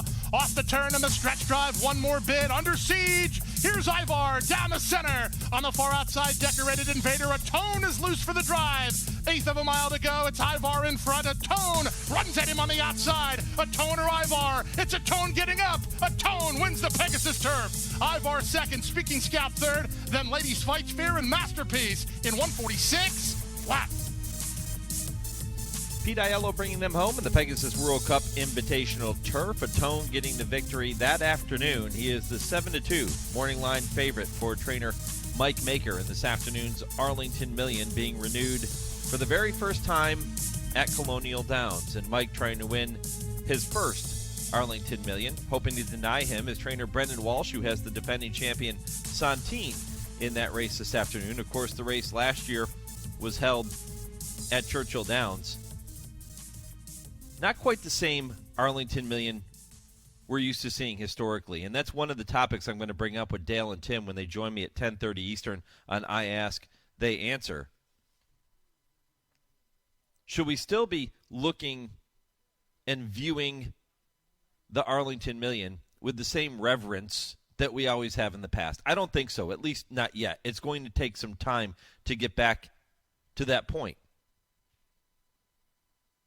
But that doesn't matter to Brendan Walsh. He just wants to win the race today. He did it last year. He'll try to do it again with Santine. He's with me now to go down the road to the Breeders' Cup. Brendan, good morning, my friend. Good morning, Mike. Santine, let's start with him. I was just talking about the Arlington Million, how it's not up to the standards that it was when it was being held at Arlington, but it's still a pretty good race this afternoon. Tell me about Santine. He's doing well. Mike, you know, we changed it up a little bit with him this year. We tried him a couple of starts on the dirt, you know, because he worked good on it. It all ended up a little inconclusive. But you know, I'm hoping today to change back to turf today. You know, if he can get back to his old form that he was in last summer, that should make him very competitive. Yeah, we see that old turf to dirt move in racing quite often, and it can be very successful. Dirt to turf after being successful on the turf is a little bit unconventional. So do you think that can have the effect of maybe waking him up a little bit? Well, he is a horse that thrives on things like that. You know, you've got to kind of change things up with him from time to time. So I'm hoping that this might do the trick. You know, he's coming into the race really well. He's been working very well. So, you know, I guess we'll find out here this afternoon. Are you aboard him now? Because I can hear, like, hoofbeats. No, I'm just walking to the track here. I love it. Well, he's 8-1 on the morning line. He gets the outside post position. What do you think of the post, Brendan? I don't think it's going to hurt us too much. You know, he's normally pretty prominent. There's a good run into the first turn, from what I understand. So, you know, we'll go forward and try to get in there and have him somewhere handy going into the first turn. You know, hopefully we don't get hung too wide. Well, the race before the Arlington Million is the Beverly D, and that's a race that you have yet to win. That could change this afternoon, and if you can pull off a win there, you're going to be on your way to the Breeders' Cup with an automatic win for the Filly and Mare Turf Division. So tell me more about today's Beverly D. Yeah, well, she's a filly that we've, you know, she came to us after the Breeders' Cup at Keeneland last year. Ran a really, really nice race there. You know, we ran her back in California. It was the last chance we had to run against 3-year-old fillies. You know, between the trip from Europe and everything, and then shipping her out to California, I think she just bounced out there and just didn't run very well. But you know, we brought her back and freshened her up over the winter. She ran a very good race at Keeneland in the spring. We rode her wrongly at Belmont 2 starts back, and then I guess 2.5 weeks ago, we ran her back in a 2X at Saratoga, and we rode her the way we thought she needed to be ridden, and she won very well. So she's come out of that race really, really well, and thus we decided we'd take a shot at this race today. You know, she didn't run, and I know she wasn't with you last year for the Filly and Mare Turf, but she didn't run a bad race that day. She was sixth. She was beaten 6 lengths by Tuesday, and in Italian, we know how good they are. So you have to kind of feel like she can compete at that level, right? Yeah, no, absolutely. You know, she did run very well in that race last year as a 3-year-old as well, I might add. Yeah. You know, and if she can recover that kind of form, which I think she can. I think she's getting used to the American style of racing now. You know, so I'm pretty confident that she can run a big race today. Well, I was taking a look at your entries this weekend. You have 7 horses entered in stakes at 3 different racetracks over the next couple of days. So let's go down to Ellis Park, where you're going to be a very busy man there, too. I'm assuming you're at Colonial now, right? No, I'm actually at Saratoga still. Oh. We're headed to Colonial here in a couple of hours. Okay, all right. So Ellis Park, the Ellis Park Juvenile, you have Call Me Andy, you have Omex going in there. Tell me about those 2 horses. Yeah, two horses that would have good chances. Call Me Andy won his first start at Churchill in June, May or June actually. But he ran really well. We ran back in the Bashford Manor, and I thought he ran a decent race there. He was 3rd. I don't think tomorrow is as tough a race as the Bashford Manor, and he's been doing really well, so he would have a good shot. And then Omex, he ran a really nice race in the last start in a good way. He was a little slow away, but, you know, took a ton of kickback and came running at the end, so we decided we'd let him take his chance here and see how it goes. Well, we'll find out if they're up to the task later this afternoon. You have the Ellis Park Derby as well, Loyal Company going in that race. Yeah, very progressive horse we've always liked. You know, he obviously showed a liking for Ellis when he won the 1X the last day. So we'll, you know, we have to go an extra furlong tomorrow, which I don't think will really inconvenience him. So it just seemed like it was the obvious next spot for him. Talking with trainer Brendan Walsh here on the Horse Racing Radio Network. Brendan, last weekend, a very difficult weekend for you after watching Maple Leaf Mel and everything that occurred at Saratoga.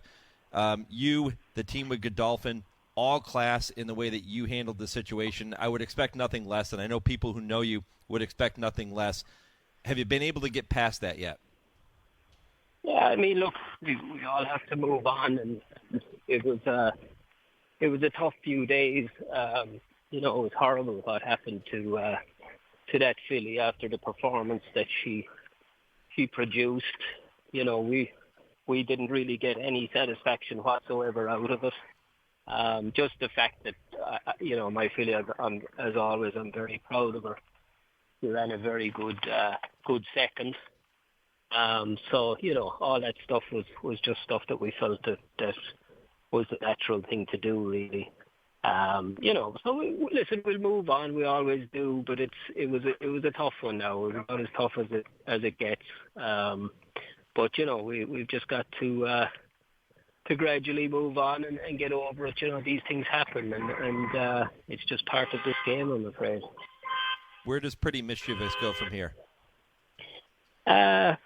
You know, I still have to confirm the whole thing with the team. But we would go back to 2 turns for sure. We'll probably have a very good look at the cotillion, you know, and you know, there's probably not an awful lot else if we're going to keep her against 3-year-olds. Well, Brendan, all the best later today, my friend. Let's hope it's a happier ending to this Saturday than last Saturday, and really appreciate the time. And, you know, thanks on behalf of the entire industry. Thanks to you and to the team at Godolphin for always representing the sport first class. Not at all. Thank you, Mike. Thanks for having me on. All right, Brendan Walsh going down the road to the Breeders' Cup here on the Horse Racing Radio Network. When I come back, we turn our attention to tomorrow's card at Emerald Downs in the Great Northwest. Joe Withey, the Director of Publicity at Emerald, will be with me to talk about the Long Acres Mile. This is the Equine Forum, presented by TwinSpires on HRRN. Race to TwinSpires, where you can unlock a $25 risk-free bet. Just use the code HRRN25 when you sign up. And if your first bet doesn't win, TwinSpires will refund your account up to $25. Wagering on the app is fast with free past performances, insider picks, and power plays every day you wager. TwinSpires. Download the app today to earn your $25 risk-free bet. Void where prohibited. For terms and conditions, visit TwinSpires.com. Must be 18 or older, 21 and older where applicable. For help with a gambling problem, call 1-800-GAMBLER. There are plenty of thrills at Gulfstream Park during the Royal Palm Meet with live racing Friday through Sunday and simulcast opportunities 7 days a week. Come out and enjoy the Summit of Speed, the Florida Sire Stakes Series, and a whole lot more. Watch the action from our Trackside Carousel Club, our Feast in 10 Palms restaurant with an elevated view of the track. For stake schedules, reservations, tickets, and more, head to GulfstreamPark.com.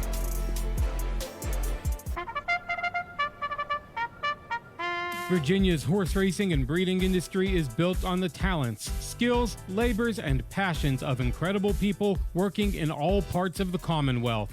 It supports 5,300 jobs that help create an economic impact of $542 million annually. Wager Virginia's showcase event this summer, the 9-week Colonial Downs Thoroughbred Race Meet, which runs through September 9th. It pays to breed or raise your horse in Virginia.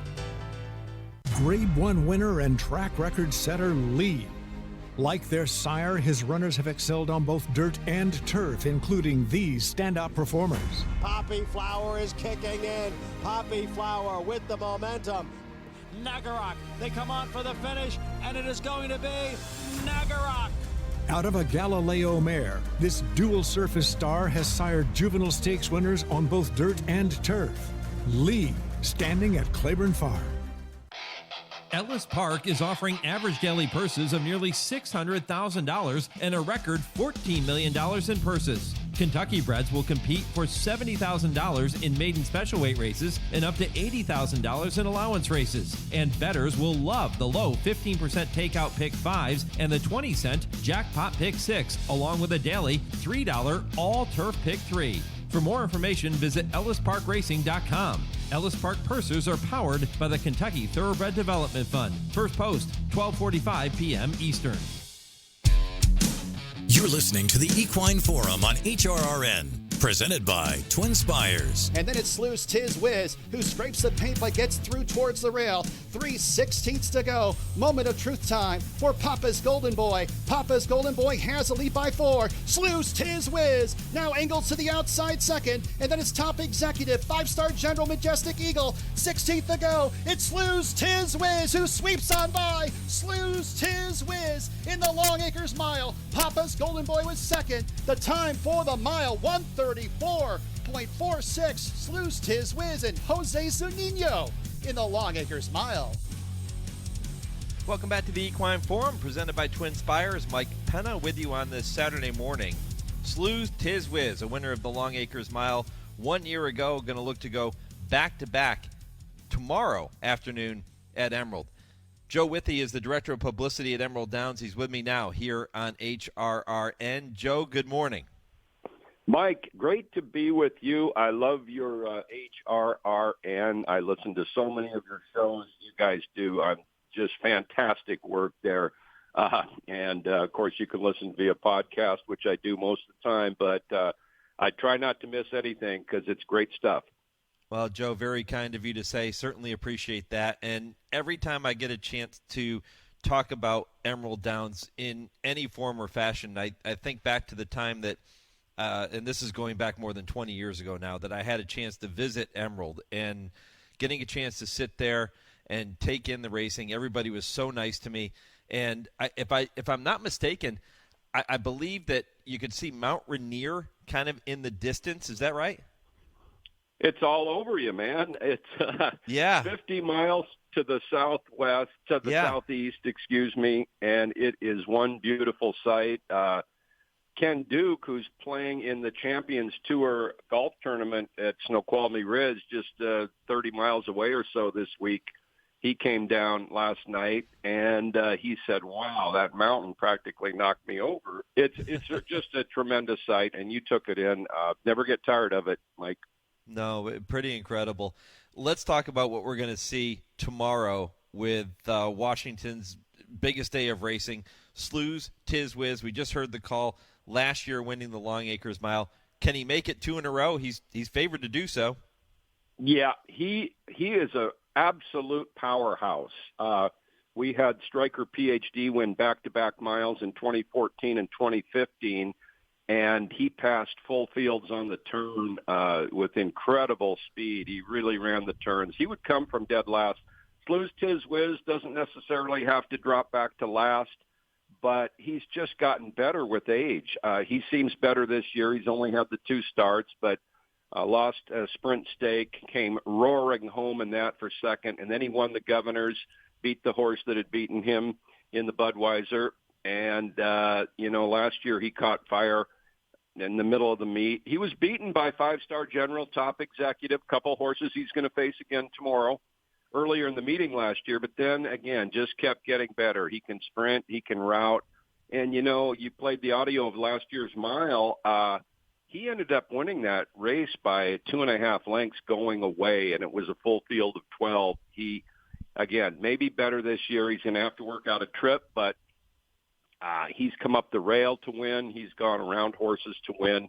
He is one of those irresistible forces right now, and it's going to be tough to beat.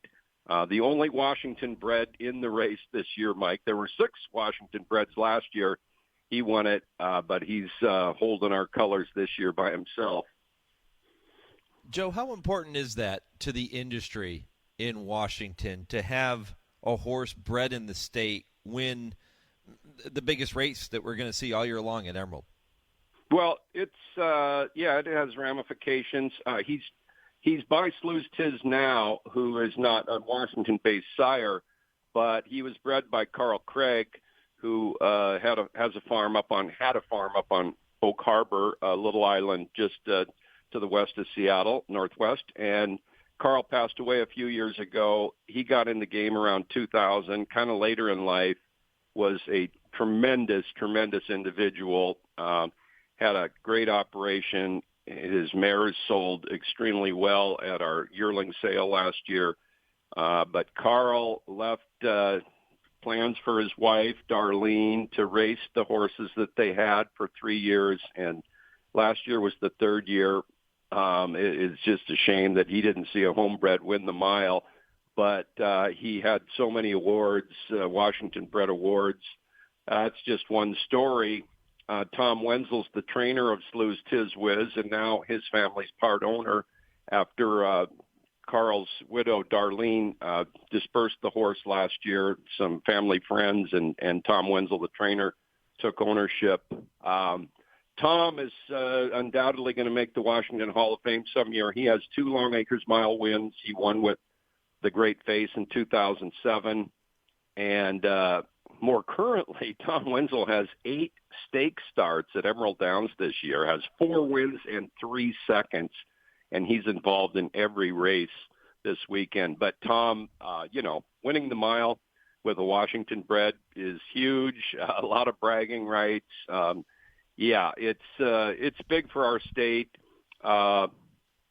As you know, we don't have as many studs as we used to, but when you do win the mile, it's the biggest purse of the year and the Washington bred bonus at the end of the year. Those things, they all come into play. And leading your horse to the track every morning as a mile champion is always a feather in your cap and a source of huge pride around here. Joe, if Slews Tiz Wiz isn't up to the task tomorrow, which other horses should we look at as being major players in that Long Acres Mile? Yeah, the morning line made by our Director of Media Relations, Vince Brune. He has 5-star General as a close second choice at 2-1. Real interesting horse. He's been placed in the mile 3 years in a row. So this will be his 4th consecutive appearance in the Long Acres Mile.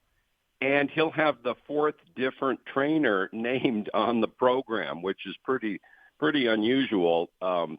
Glenn Todd, who just was a tremendous individual in Vancouver, BC, up at Hastings, ran a lot of horses and stakes at Emerald Downs, bought horses in Kentucky. He passed away early last year, but he was the named trainer in 2020 when when Five Star General ran second to Another Twist of Fate. Then the next year, his assistant Sandy Gann was listed as trainer, and Sleuth's Tiz Whiz finished third to background. And then in 2022, last year, Doris Harwood took over as Glenn Todd dispersed his horses, and Ken Alhada purchased Five Star General. And it was a pretty big third for Five Star General last year. He was kind of detached and was way wide at the half-mile pole, and I picked him up. I might have had a couple bucks on him at the point, Mike, I think. And he still ran on very well to get third. So he's got 3 straight placings in the mile. And this year it's Grant Forster. After the Emerald Downs season ended last year, Doris Harwood, the trainer, retired, so Grant took over. And you know his form. He's won a stake at Evangeline, just ran second at Indianapolis, won in Kentucky last year. But the difference is he's now showing that keen early speed that's always been there, but it's been harnessed a little bit. And Grant Forster took the blinkers off a few races back. That certainly hasn't hurt. And for a Longacres Mile, which is one of the attractions of the race, is that it's that flat mile, 2-turn race, extended sprint, tough race for older horses, really no breathers involved. It's a long sprint. Five Star General fits that perfectly. He's a veteran. He's never been better. He's age 7. He's showing speed, and we don't have a ton of early speed in the race this year, so the post probably didn't matter too much. He did draw toward the outside there, but I have a feeling he's going to get over it, and he might see one other horse or so early, but he's going to be tough up front. He knows this track, and he's a little better this year. So he's going to have a few lengths, it seems, on Sleuth's Tiz Whiz. They had 4 matchups last year. They split them at 2 and 2. So even though Five Star General has been in the Midwest, they do have history together. So there's that for handicappers. Talking with Washington Hall of Famer Joe Withey, the Director of Publicity at Emerald Downs, here on the Horse Racing Radio Network. The Longacres Mile tomorrow goes as race number 8, has a post of 9 o'clock Eastern, that's 6 Pacific time. You won't want to miss that one. It is part of a card that also includes the Muckleshoot Derby. I love that name. It includes the Washington Oaks and the Emerald Distaff. You can play the All-Stakes Pick 4, which is only 50 cents. It is going to be a huge day of racing, Washington's biggest day tomorrow at Emerald Downs. Joe, about a minute and a half left. Fill me in on some of the other storylines in those other stakes races I just mentioned. Yeah, and by the way, Mike, last year's 50-cent Pick 4, All-Stakes Pick 4 on Mile Day, paid $67,000 for a 50-cent wager. That's right. And the field size is big this year again. It's over 9 horses per race. We've got a 3-year-old filly here this year, Aloha Breeze, by the Factor, who is really, really a star. She is just running away on the front end. She's just been so good. She reminds me of Skip Away in 1997, who used to come from off the pace a little bit and would stalk, but he was so good in 97, and I know Kurt Becker's been taking a look back at him, but Skip Away was so good that year that he just started going to the front. Let's not mess around. Let's go win the race, and that's what Aloha Breeze can do. But the reason that Pick 4 paid so big last year was what we haven't had route races yet for many of these horses in these divisions, so meaning 2-turn races. They've been sprinting. So there's always that question. Can she carry that speed a mile and a 16th? She's a high-quality horse. She's going to be a big favorite in the Washington Oaks. The Muckleshoot Derby's pretty wide open, really, for the 3-year-olds. Colts and Geldings going a mile and a 16th. The Emerald Distaff is interesting. We've got several horses that have excellent winning percentages at Emerald Downs, including Blazing Bella Blue, who was the Washington State overall horse of the year in 2021, and she wasn't bad last year from limited starts. She already has a stakes win this year, so she's going to be tough. But our Lila Grace is coming off an upset stakes win. And there's also several other contenders in there. Tizamacho Girls back from California. She was one of the long shots in that pick 4 sequence last year as a 3-year-old. So real competitive racing at Emerald Downs tomorrow. Again, 3 of the 4 in the all-stakes pick 4 races 5 through 8 are 10-horse fields. So you got a lot of opportunities in there. Aloha Breeze will be a big favorite. Carmel by the Sea comes up for the Washington Oaks in the barn of Blaine Wright, who's been our leading stakes trainer 5 of the last 6 years. So that's one horse that Aloha Breeze hasn't been beating as I kind of jump around a little bit. But I'm picking Top Executive in the mile, Mike. I'm going with a little bit of an upset. He's coming off a win. He's 6 for 11 at Emerald Downs. He loves this track. He looked great a few weeks ago. He was favored actually last year and ran 4th, but I think he's coming into this race a little bit better than he did last year. He's a 5-year-old. He's kind of grown up with Slew's Tiz Whiz, who has the edge on him now, but at 15-1 morning line, looks pretty attractive to me, so I'm going with an upset in the mile. Top Executive. All right, there you have it. Joe Withey here on the Horse Racing Radio Network. Joe, always great to hear your voice, my friend. Keep up the wonderful work and enjoy the day tomorrow. Hey, you too. It's a pleasure to be on, and just so much great information on HRRN every week. Thank you very much, Mike, and you take care as well. Appreciate it, Joe. Check's in the mail, by the way. I appreciate that plug. Joe Withey here on the Horse Racing Radio Network really does a fantastic job up there in the Great Northwest. When I come back, I'll get you ready for hour number 3. It's a busy third hour, too. This is the Equine Forum on the Horse Racing Radio Network. Woodford Feed, where tradition merges with technology. Family owned since 1940 and providing exceptional customer service, Woodford Feed specializes in the highest quality feed, using only the finest ingredients to ensure optimal nutrition for your horses. In addition, Woodford Feed can help with all your farm needs, including field seed, fertilizer, and weed control. So whether your horse is sprinting around the racetrack or has a foal by her side, count on Woodford Feed to provide the quality nutrition necessary to perform at the highest level. Woodford Feed for Sales, Kentucky. Joe Buck and John Smoltz welcoming you back to the City Center Convenience Mart. Well, John, the stage is set for the final transaction. That's right, Joe. Heather's moment has arrived, and you just hope all that training pays off. Heather lays down her purchase, but Randy rings it up as slowly as he can. He is a wily veteran. It gives Heather's eyes the chance to wander. Uh-oh. Yep, she's looking at the cigarettes. There's nothing good back there. Quit now, and in 5 years, your odds of getting certain cancers drop 50%. Meanwhile, Randy's stone-faced. He's giving nothing away. He just stands there, wetting his cashier's finger on that sponge. Heather toes the rubber. Here we go. Heather's arm is in motion. But instead of pointing at the back wall, she just grabs the gum off the counter. That's a slick move. Heather back. She is out of there. Even Randy tips his cap to Heather. Stand Up to Cancer and Rally wants you to reduce your risk for cancer. Go to takeahealthystand.org.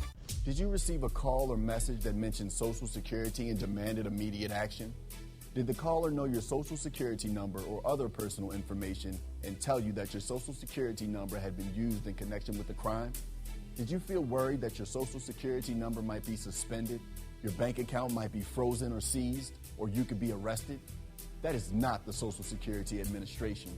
Social Security will not threaten you, demand your personal information, or instant payment. Email or text you pictures or documents, or use a real government official's name to gain your trust. Social Security does not accept payments by gift card, prepaid debit card, internet currency, or by mailing cash. Criminals use these forms of payment because they are hard to trace. Do not be fooled. Hang up. Ignore them. Report this criminal activity to the Social Security Administration Office of the Inspector General at oig.ssa.gov. Produced at U.S. taxpayer expense. Want to get the latest HRRN content directly on your computer or mobile device? Then subscribe to our podcast using the Podbean app or Apple Podcasts. Just go to hrrn.podbean.com on your computer and click follow, or download the Podbean app and search HRRN. You can also find us on Apple Podcasts and listen to our latest episodes anytime. Don't miss a thing. Subscribe to our podcasts today. You're listening to the Equine Forum on HRRN, presented by TwinSpires. 2 hours in the books, 1 to go here on the Equine Forum. When I come back, Hour 3 begins with the TwinSpires Triple Play. That is Scott Shapiro, who will do the honors this week and give you 3 races to keep an eye on this afternoon. 10:20, Kurt Becker takes you on his weekly stroll through racing history.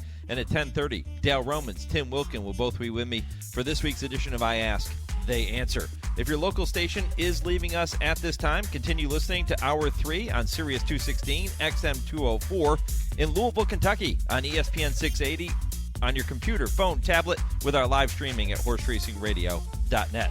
Hour 3 of the Equine Forum is next, right after I pause 10 seconds for station identification. This is HRN.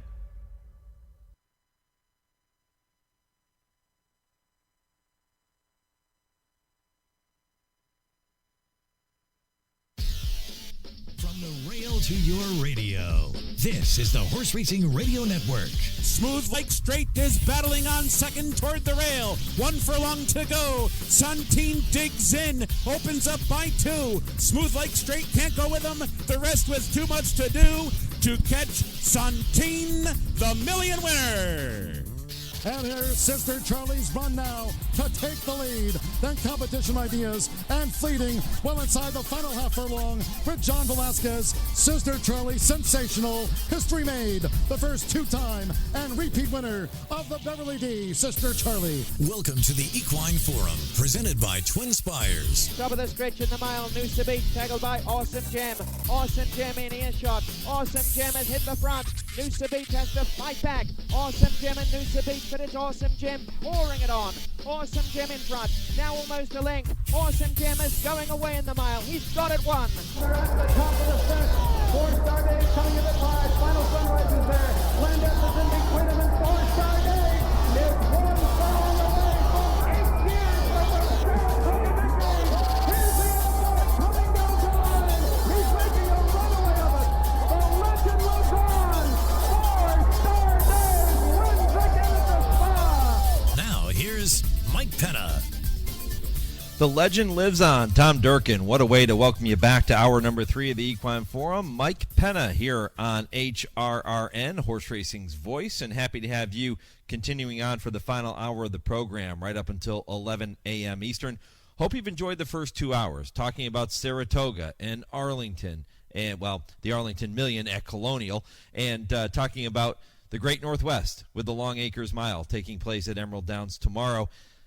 Don't forget, if you missed any portion of the first 2 hours of the show, all you have to do is head back to the website, horseracingradio.net. Listen to the podcast whenever you get some time. You can also catch up on all of our shows via podcast on every podcast platform, whether it's Apple Podcasts, Google, Spotify, however you get your podcast. Type in Horse Racing Radio Network and listen whenever you have some time.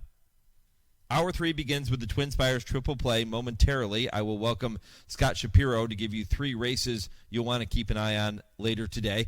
Kurt Becker's Stroll Through Racing History comes up at 10:20, and at 10:30, Dale, Tim will both be here. I ask, they answer. I'm going to give them a hard time, by the way, about finding themselves in the precarious position of trailing our winning listener in the showdown, too, and not just trailing by a couple of lengths. They are well back in the early going after Michael jumped out to a 20-5 lead last week in week 1 of the Showdown 2. I'll tell you more about that when we get to I Ask, They Answer at 10:30 Eastern. But without further ado, we begin hour 3 the way we always do with this week's TwinSpires Triple Play. And as I mentioned, Scott Shapiro is here. He has 3 races that you can bet any way you like this afternoon after you hear his thoughts, but just make sure you're doing it at TwinSpires.com. Scott, good morning. Good morning, Mike. Exciting day and weekend ahead of us here. Good racing at Ellis, where I'll be giving my picks, but obviously some bigger races in terms of stature across the country, including the Arlington Million at Colonial, like you mentioned. Mm-hmm. This is becoming habit forming. It seems like now the past couple of weekends we're saying big weekend at Ellis, big weekend at Ellis, and we're going to continue to do so as we move throughout the rest of the summer. It's great to see down at the Pea Patch, isn't it? It is. I mean, this is my first year full-time at Ellis. I've followed it somewhat over the years, but it's always kind of been a secondary part of my job, if you will. But this year, all in on it, and I've been, even on the everyday, regular day product, I think the Ellis Park product has exceeded my expectations, particularly the turf races. But last week's Kentucky Downs preview day stakes races, and then this weekend's big stakes day on Sunday, headlined by the Groupie Doll, amongst other big stakes races on the dirt, have been just a lot of fun and have exceeded my expectations, like I said. Before we dive into the three races, I will remind our listeners that when they go to TwinSpires.com to bet these three races and all the races they're going to play this weekend, we hope they're doing it at TwinSpires. When they go there, there is no specific triple play wager like we're talking about on the show this morning, but Scott is going to give you three races that you can bet any way you like, and they just so happen to be in succession later today. You have chosen race 3, race 4, and race 5 at Ellis. So let's begin with that third race, which is a $70,000 maiden special weight event, mile and a 16th on the grass. How'd you see this one? Yeah, as you mentioned, 3 straight races, all maiden specials, and it kicks off with a 2-turn turf race for 3-year-olds and up. And I like number 4, Athens Moon, in this spot, Mike. Son of Nyquist, just 2 career starts heading into this one for Alstall Jr., but shown ability, not the whole race, but in parts of both of those first 2 races. The debut effort was involved early before tiring late at big odds at Churchill, and then last time I liked the effort on July 7th over this turf course at Ellis Park. Did not show any speed out of the gate, but did finish strong, and to finish third, beating just 4 lengths. And the race has come back solid. Endpoint, the winner, came back to finish second versus winners, albeit on the dirt on August 4th. And the runner-up, Grand Aspen, came back to win emphatically for Todd Pletcher over this turf course last week, or I think it was on the Tuesday makeup card. So Athens Moon has kept good company. I think he should be able to put it all together here, and I don't think he meets as tough a competition. So look for number 4, Athens, with under Christian Torres, the 5-2 second choice to get it done in the third. And the favorite is trained by our man Dale Romans, who I mentioned earlier as I opened the third hour of the show. Dale joins us every week for a segment called I Ask, They Answer at the end of the show at 10:30. But Dale trains the favorite Smile Mon, number 3, 9-5 on the morning line. Going to break right to the inside of your top pick, Athens Moon. But big difference here. Smile Mon, a son of Run Happy, trying the turf for the very first time. Is that the reason you think he might be vulnerable? I think so. I mean, the turf, based on the pedigree on the bottom side, may work, but Dale, not necessarily known for moving up horses from dirt to turf. In fact, his last 52 starters first on the grass, just 1 win in that interim. This horse ran really well last time, going 1 mile over the dirt course, which is a 1.5-turn configuration, running second to a horse that came from way out the back in Di Vernon. But this horse has only gone full 2 turns once, has never tried the turf, so I think he has some questions to answer. No doubt if he replicates the July 16th effort, he'll take some beating, but that's a big if, since it's a surface switch and a little bit of a stretch out. Number 4, Athens Moon, the top pick in race number 3 at Ellis for Scott Shapiro. That begins this week's TwinSpires triple play. The next race, race 4, another maiden special weight event, $40,000 purse. Much different scenario, though. Rather than going long on the turf, this time 7 furlongs on the main track. Who wins this one? Yeah, I think this race definitely goes through number 4, Normandy Hero, the second choice on the morning line here. And important to note that this is a restricted maiden special weight for horses that sold or are in aid for $50,000 or less. Normandy Hero debuted on July 1st in an open maiden race. You could tell by the purse, $120,000 back at those were the Churchill Downs purses.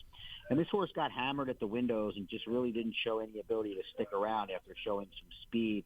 But Rudolph Brisset is good with firsters, really good with second-time starters. 27% second out with 2-year-olds over his last 67 starts, 279 ROI. You get some class relief, and I think Normandy Hero puts it all together in the second career start for Rudolph Brisset. And as you said, beaten favorite in his debut on July 1st. How much stock when you're looking at these young horses, these maidens that are really just beginning their career, they don't have a lot of starts. Some don't have any. How much stock do you put in that, Scott? The fact that they were so highly regarded by bettors first time out, even if they didn't run well. Well, I think you have to take it case by case, but on a macro level, I think it means a lot because clearly somebody saw something, whether it be the clockers, whether it be the barn, whether it be shrewd handicappers that make up a significant part of the wagering pool. So I do think it matters. Obviously, or not obvious, but to me it matters more when it's a little or low-profile connections, or maybe when the pedigree is not that strong. You could see these horses getting bet on the paper in a lot of cases. If they're not something that you could come up with on the page in terms of a real short price and they take that money, I'm going to bump them up a little bit more than if maybe they're a well-bred horse for, Steve Asmussen or Todd Pletcher or Brad Cox, where they likely take money even without kind of being well meant to maybe others that have been watching them train leading into their debut. I'm going to put you on the spot. Like I enjoy doing this with you every once in a while because I know you can handle it. But give me another horse or two that I can hook up in some gimmicks here with your top pick, Normandy Hero. Well, the obvious one is number 7, Astronomico, I should say. 3 starts, all against restricted maiden special weight companies, hit the board in one of those 3 and has the tactical speed. But I'll go a little more aggressive. Why don't we go back to Dale Romans here? This is a horse that debuts for Dale. Dale's just 9% with 2-year-old maiden special weight firsters, but he's capable. And this number 2, Liquor Talk, is out of the damn KD Shady Lady, an older mare, but it makes her half the lady of 50, who won on debut and won 4 of the first 5. So there's some precocity in the blood, and this one appears to be training somewhat forwardly leading into the debut. So I think number 2, Liquor Talk at 8-1 maybe can outrun his odds, and the owner is the same man that trains the horse, Dale Romans. Man, that's why I love you, man. I throw these things at you. Not only do you give me the name of another horse, but then you start diving into pedigrees and half brothers and siblings. I mean, it's incredible, man. You do your homework. Yeah, well, I guess you get to be used to when you're on TV. You never know what can get thrown your way. Joe Christopek has some curveballs as well as that heater that he possesses. All right, let's move on to the 5th race, the maiden special weight event. So 3 maiden special weights in succession here for the TwinSpires Triple Play. Mile and the 16th on the grass, 2-year-old boys, pretty well-balanced field. Maybe an upset here? Yeah, I thought this was a really deep race, at least based on what we know of these 2-year-olds traveling 2 turns on the side again. And I am going to swing a little bit more for the fences here than I have in those first 2 plays with number 5, Hey Jojo, second-time starter, trainer Kenny McPeak. This one debuted back on June 22nd, and that was one of those big-time inside speed favoring surfaces we saw at Ellis during the month of June. The race was dominated in front-running fashion by Fifth Avenue, who popped the gate and set a slow first quarter mile. Meanwhile, this colt was just out the back, not doing much running. But this horse clearly was prepping like many McPeak runners do at first, asking at 1 turn for a 2-turn event, bred to go 2 turns. The turf, that could be questionable, but I do think this horse will relish the added ground. I'm hopeful that the move to the side will benefit as well. So we'll go with number 5, Hey Jojo, 10-1 on the line to hopefully run him down under Corey Landry, who is getting that much closer to the 5,000 win milestone. But number 5, Hey Jojo in the 5th. Yeah, great price too. And by the way, another horse that took money first time out, being bet down to 5-2, I guess. So people liked Hey Jojo.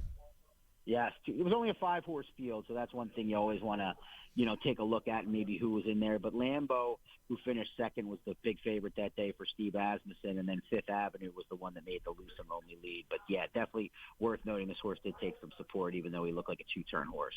Okay, so here you go. The 3 selections by Scott Shapiro for this week's TwinSpires Triple Play. Race 3 at Ellis, he'll go with number 4, Athens Moon, at 5-2 on the morning line. Comes back with the next race, race 4, number 4, Normandy Hero, 3-1 on the morning line. And race 5, his long shot play, number 5, Hey Jojo, at odds of 10-1. So 5-2, 3-1, and 10-1. Hook them up any way you like, but just make sure you're betting them at TwinSpires.com. And Scott, I tell people every week there's always great promotions and opportunities to really do some neat things when you visit TwinSpires.com and boost up your wagering and maybe even your bankroll. Yeah, there's always a ton of great promotions on that TwinSpires.com offers page or on the offers tab on your app. I know we have a hit it and split it late pick 5 at Ellis Park on Sunday, and that's going to be an all-stakes pick 5. That's worth noting. There's some good promotions this week, of course, Colonial, and tons of other good stuff all around the country. So definitely check those out and remember to opt into the ones you're going to participate in. Still getting used to the Arlington Million being run anywhere except for Arlington Park, aren't you? No doubt about it, but we'll make do with what we can, and hopefully it'll be an enjoyable first run of it in Virginia. Yep. Yeah, I hope so too. Scott, appreciate it, my friend. Good luck at the windows. Enjoy the weekend, and we'll be watching. We'll be tuning in. Thanks, Mike. You have a great weekend as well. Good chat, and enjoy the 2 days of racing, and look forward to catching up again in a couple weeks. All right, there he is, Scott Shapiro, TwinSpires Triple Play. Bet those races at TwinSpires.com. A lot more to get to. Coming up next, Kurt Becker is going to take you on a really unique stroll through racing history. It's a story that, well, I tell you every week, you won't want to miss them, but this one, really cool. It's just something different. I think you're really going to enjoy it. Kurt got really creative this week.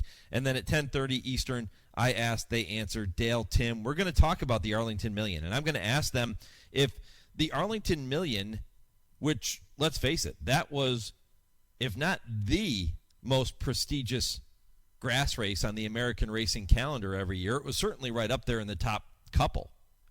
No doubt about it. Can we still look at it in that light? Does it still hold the same reverence? Probably not yet, but maybe it'll get back to that point. I don't know. It's got a long way to go to get back to where it was, but we'll see how that all plays out coming up with Dale and Tim. We'll see what they have to say about that coming up in I Ask, They Answer. Back with more. This is the Equine Forum presented by TwinSpires on HRRN.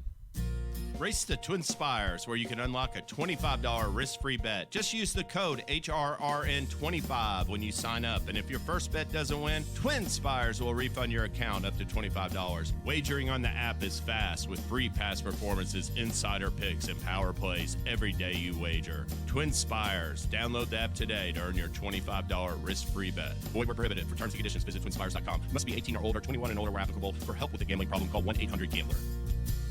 Get ready for the biggest night of racing in Charlestown history on Friday, August 25th. It's the Grade 2 $1 million Charlestown Classic and the Grade 3 $750,000 Charlestown Oaks, now the richest sprint race for 3-year-old fillies in North America. The spectacular card features 9 stakes races worth $2.9 million. The action gets started with a special first post time of 5 o'clock Eastern.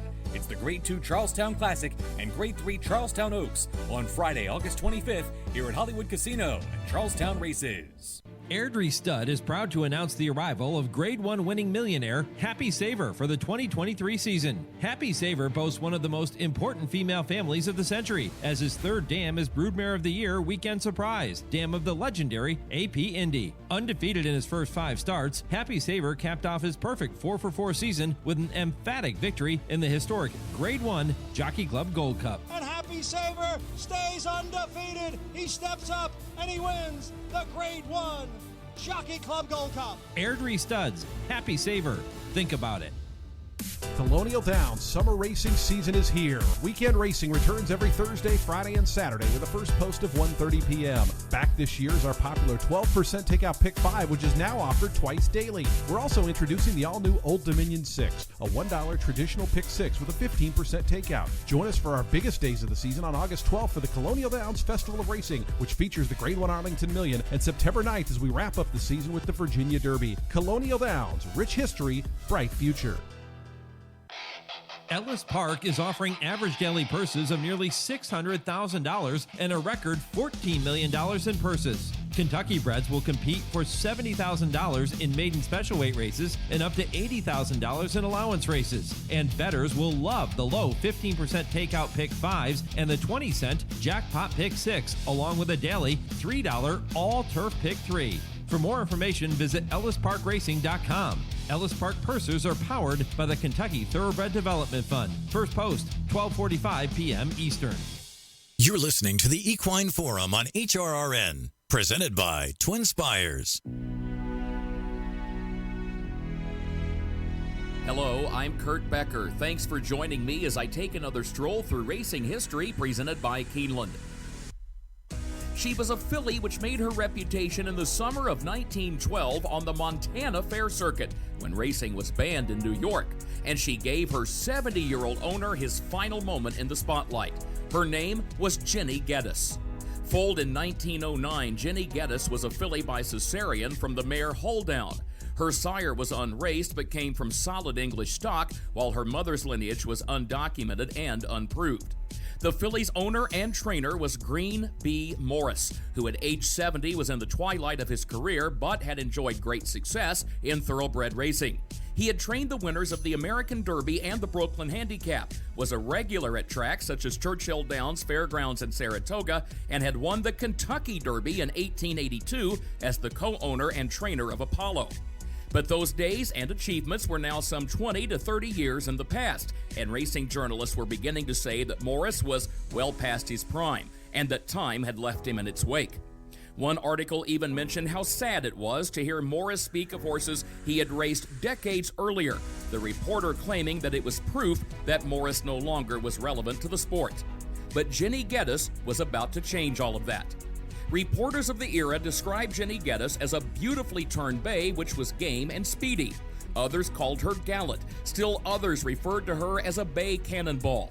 As for her name, Jenny Geddes had been named for a 17th century Scotswoman who spoke for freedom of conscience and helped fight for civil and religious liberty. Jenny Geddes, the equine version, had shown promise as a 2-year-old by winning at Churchill Downs at a distance of 1 mile. But it would be as a 3-year-old in 1912 when Jenny Geddes would establish her reputation and would return her owner-trainer to the spotlight, and she would do it by racing in Montana. In 1912, racing had essentially been outlawed in New York because of legislative restrictions on gambling activity. As a result, there was no summer meet at Saratoga in August of 1912. Looking for a place to take his filly, Morris decided to go west. Racing enthusiasts in Montana had sensed an opportunity to attract horses from the eastern United States, given that Saratoga was not racing, and with help from the Pacific Jockey Club of San Francisco, they had put together a circuit for spring, summer, and fall, which included stops in Salt Lake City, Utah, as well as Coeur d'Alene, Idaho, and Anaconda, Butte, and Helena in Montana. As part of that schedule, the Butte Jockey Club and Fair Association would present a 30-day racing meet during the month of August. There would be 20 betting rings on site, and most members of the betting public would be men who worked in the gold mines of Montana. In most cases, in fact, the public would bet by use of gold nuggets. A specially designated train brought 100 horses from the east to compete at Butte that summer, including Morris's filly. The Montana Derby, scheduled for Saturday, August 24th, 1912, would be one of the major attractions of the meet at a distance of 1 mile and 3/16. The purse would be $2,000, with $1,500 going to the winner. Accounting for inflation, it would be similar to a $60,000 purse today, which pays $45,000 to win. All told that year, there would be 120 days of racing across Idaho, Montana, and Utah. Given the short ship by railroad from town to town, it would be enough to draw many stables from the East Coast, with more than 600 horses descending on the racetrack at Butte for the August meeting. In the Montana Derby, a Western sensation by the name of Republican would go to the post as the 1-5 favorite. He would carry 115 pounds and would face 4 rivals, and one of those rivals would be Jenny Geddes, carrying 110 pounds. As a crowd of 6,000 watched, Jenny Geddes rallied from last around the final turn and went by Republican like he was standing still, as per the official chart of the race. Carrying Morris's purple and white colors, she got the distance in 2 minutes and 1/5 of a second, breaking the track record by more than 5 full seconds. And to prove it was no fluke, she returned 10 days later and added the Labor Day handicap for good measure. And that was how Jenny Geddes made headlines in the racing world in the summer of 1912. Her performances came in the midst of a year which had seen the sinking of the Titanic, the superb performances of Jim Thorpe at the Olympic Games in Stockholm, and the rise to prominence of Montana racing while Saratoga sat idle. And the star of the Montana meet was Jenny Geddes, who with her sparkling performance at Butte gave her owner and trainer a final Derby victory in the evening of his life. Please join me again next week when I take another stroll through racing history presented by Keeneland. For HRRN, I'm Kurt Becker.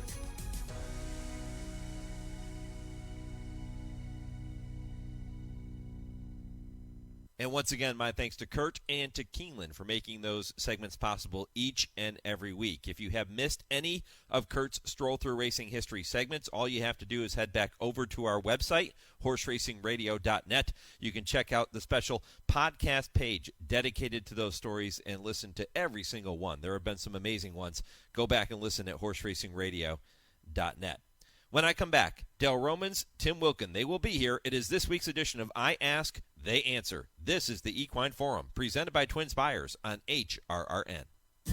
Race to TwinSpires, where you can unlock a $25 risk-free bet. Just use the code HRRN25 when you sign up. And if your first bet doesn't win, TwinSpires will refund your account up to $25. Wagering on the app is fast with free past performances, insider picks, and power plays every day you wager. TwinSpires. Download the app today to earn your $25 risk-free bet. Void where prohibited. For terms and conditions, visit TwinSpires.com. Must be 18 or older, 21 and older where applicable. For help with a gambling problem, call 1-800-GAMBLER.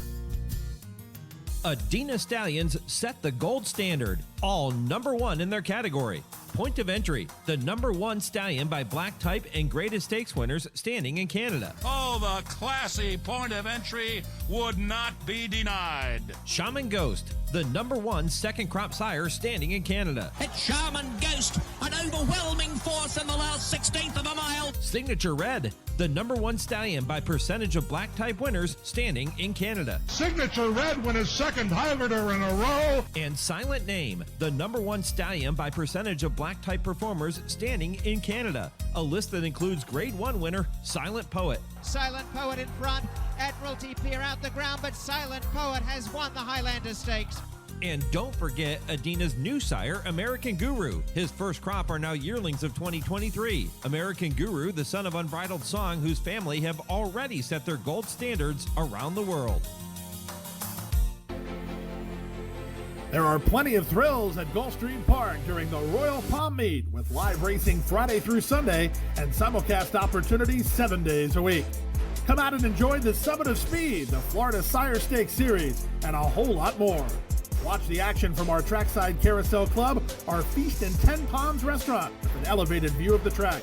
For stake schedules, reservations, tickets, and more, head to GulfstreamPark.com. Attention all racing enthusiasts, get ready for 2 action-packed weekends of heart-pounding turf racing at its finest. It's time to mark your calendars and clear your schedule because the August Turf Festival is coming back to Laurel Park on August 13th and 19th. Whether you're a seasoned bettor or a newcomer to the excitement of horse racing, there's something for everyone at the August Turf Festival. Learn more today at laurelpark.com. See you at the races. It's time now to shine the spotlight on the Darley Taking the Reins Performer of the Week. It is Maxfield doing it easily by 3. Sprawl's trying hard back in second. Warriors Charge running a good race up into third. The rest are struggling, and Maxfield fought off all challengers easily to win the Foster. That's Darley Stallion Maxfield with another impressive win in the 2021 renewal of the Stephen Foster, crossing the line 3 1/4 lengths in front of the competition. And that makes him your Darley Taking the Reins Performer of the Week. Darley Stallion Maxfield, a winner of 8 races, 6 graded, including the Stephen Foster, Breeders' Futurity, the Clark, and the Ali Sheba, with 3 additional Grade 1 placings. Never off the board in 11 starts with earnings of over $2 million. First foals at the sales in November. Learn more about Maxfield and all the Darley Stallions by visiting DarleyAmerica.com. This is I Ask, They Answer on the Equine Forum on HRRN. White Abario puts his gray head in front, coming to the quarter pole. Zandon's had a beautiful trip, angling out. Cody's Wish has a lot of work to do from there, and Charge It is trying to rally there at the top of the stretch in the Whitney, and White Abario is the leader narrowly over Giant Game. Zandon, Cody's Wish on the outside, still 4 lengths behind White Abario, who's running the race of his life. Look at White Abario and Arad Ortiz Jr. in a runaway. White Abario wins by almost 6 lengths. Zandon second. Photo for third. Cody's Wish. And Charge It. Rick Dutrow Jr.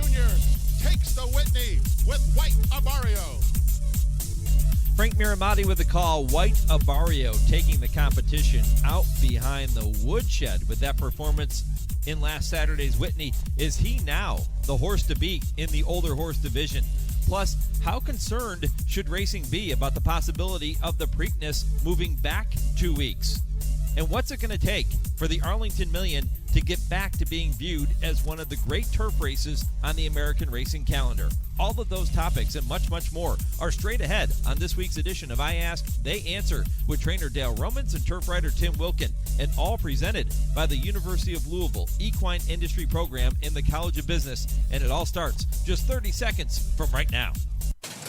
Learn the business of horses in the world's only accredited equine business program, the University of Louisville Equine Business Program. The University of Louisville has a legacy of excellence educating and developing industry leaders for over 35 years. Classes are taught by industry experts in state-of-the-art facilities located in the heartland of America's equine industry. The University of Louisville Equine Business Program. When it comes to horses, we mean business. For more information, visit business.louisville.edu/equine.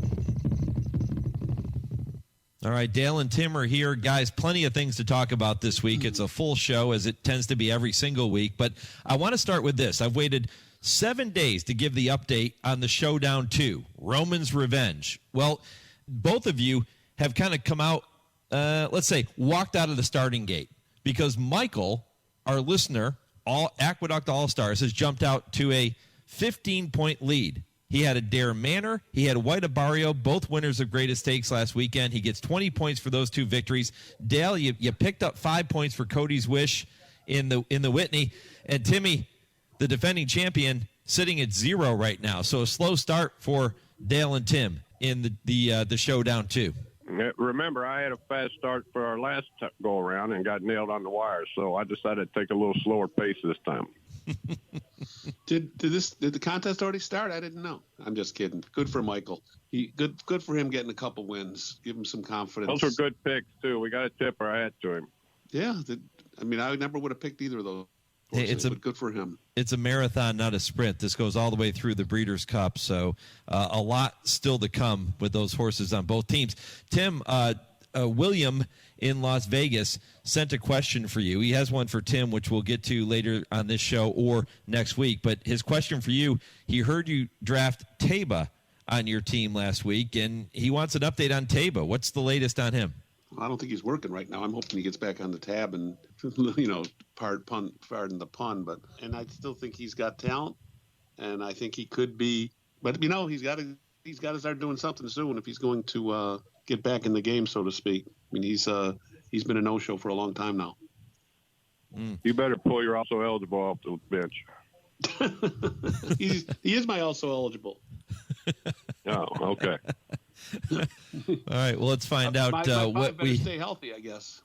Let's find out what we have in store for this week. Plenty of topics to get to. Again, the Showdown 2 continues all the way through Breeders' Cup, and you can check out the latest standings every week at horseracingradio.net and on our social media pages. All right, guys, topic number 1. Coming into last weekend's Whitney, Cody's Wish was being viewed as the leader in what appears to be a very wide-open older horse division.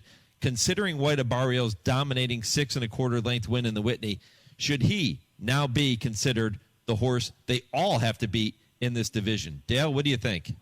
Looks like it right now. I talked to Rick a couple of days before the race, and he said this horse was training phenomenal, like the best ones he's had, and he showed it. I was a little bit of a doubter going into the race, but it was a very impressive performance. But remember, Cody Wish is a true miler. He tried something. I respect Bill for giving it a shot. He'll come back and win the Breeders' Cup Mile. Might win a prep race before then. And Zandon will be 2nd or 3rd in some race that he runs in. He just doesn't seem to get over the hump. And he's just a notch behind him. He runs well over time, and he's a great horse, but he just seems like he can't get over the hump. But, with Chad, he might be able to figure something out and get it done. Tim, what do you think? White Abario, is he now the horse to beat? On this day, he is. This game is it's always been like, what have you done for me lately? And, White Abario right now is the now horse for the older horse division. But, there's a lot of races left to go before we get to the Breeders' Cup. What happens if Rattle and Roll runs big in the Jockey Club Gold Cup? What happens if Defunded does something out in California?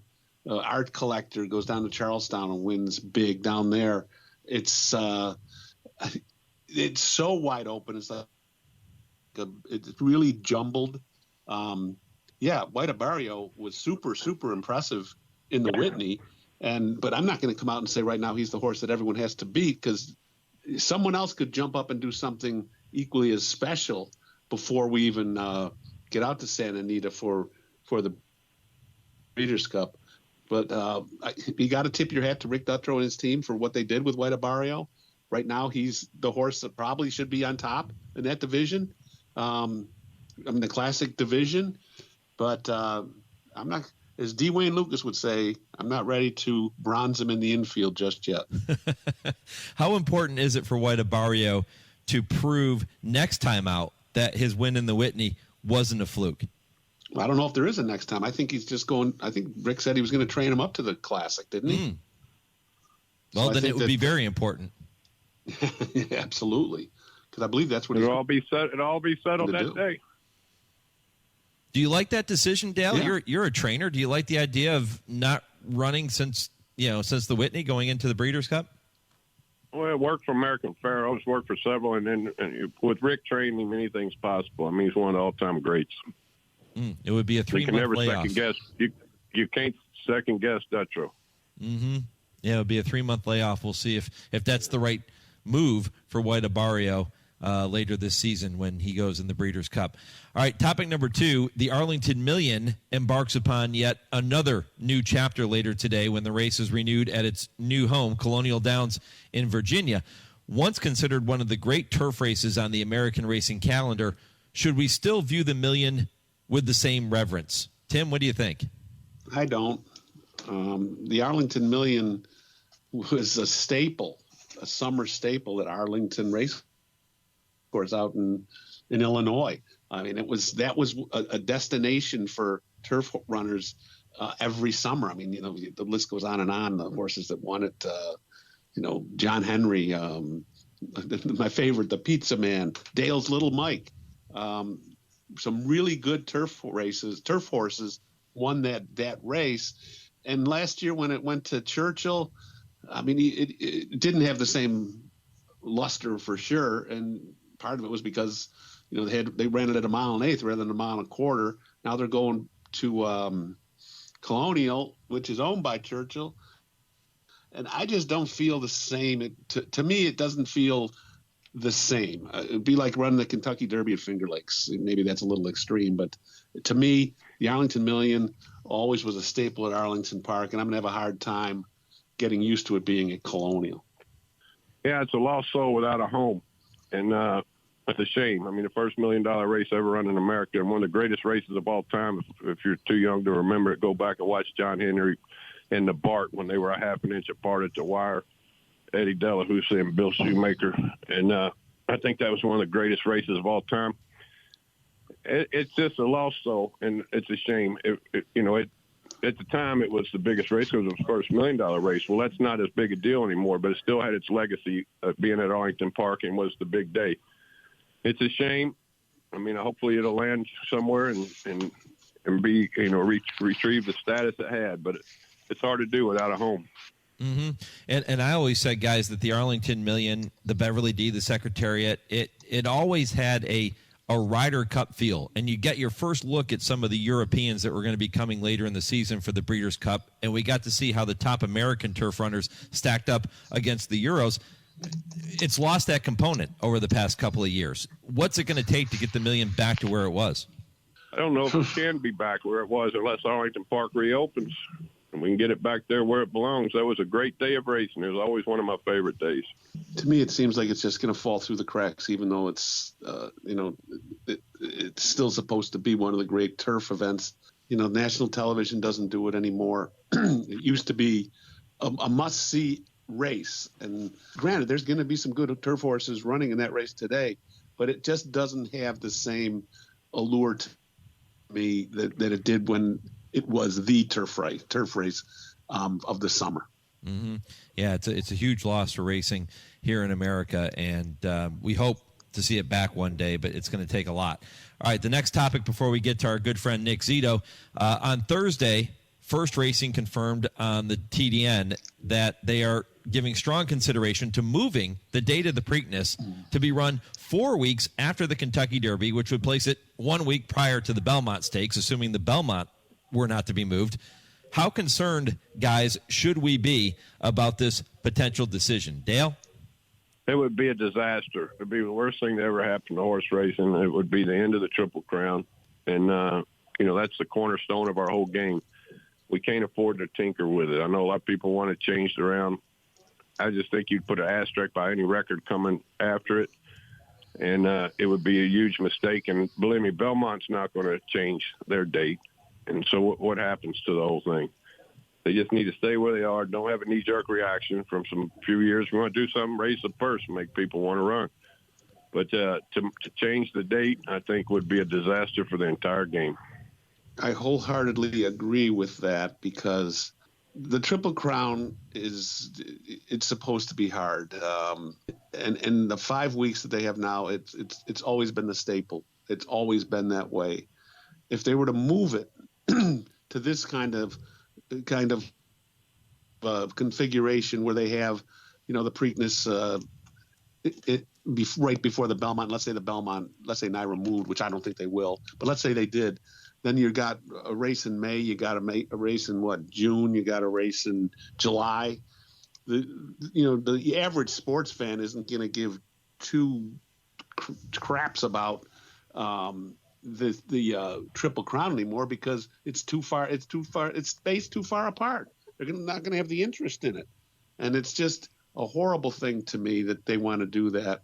I mean, was it because of a knee-jerk reaction that Pimlico? They had Mage was the only Derby horse that came to the race this year.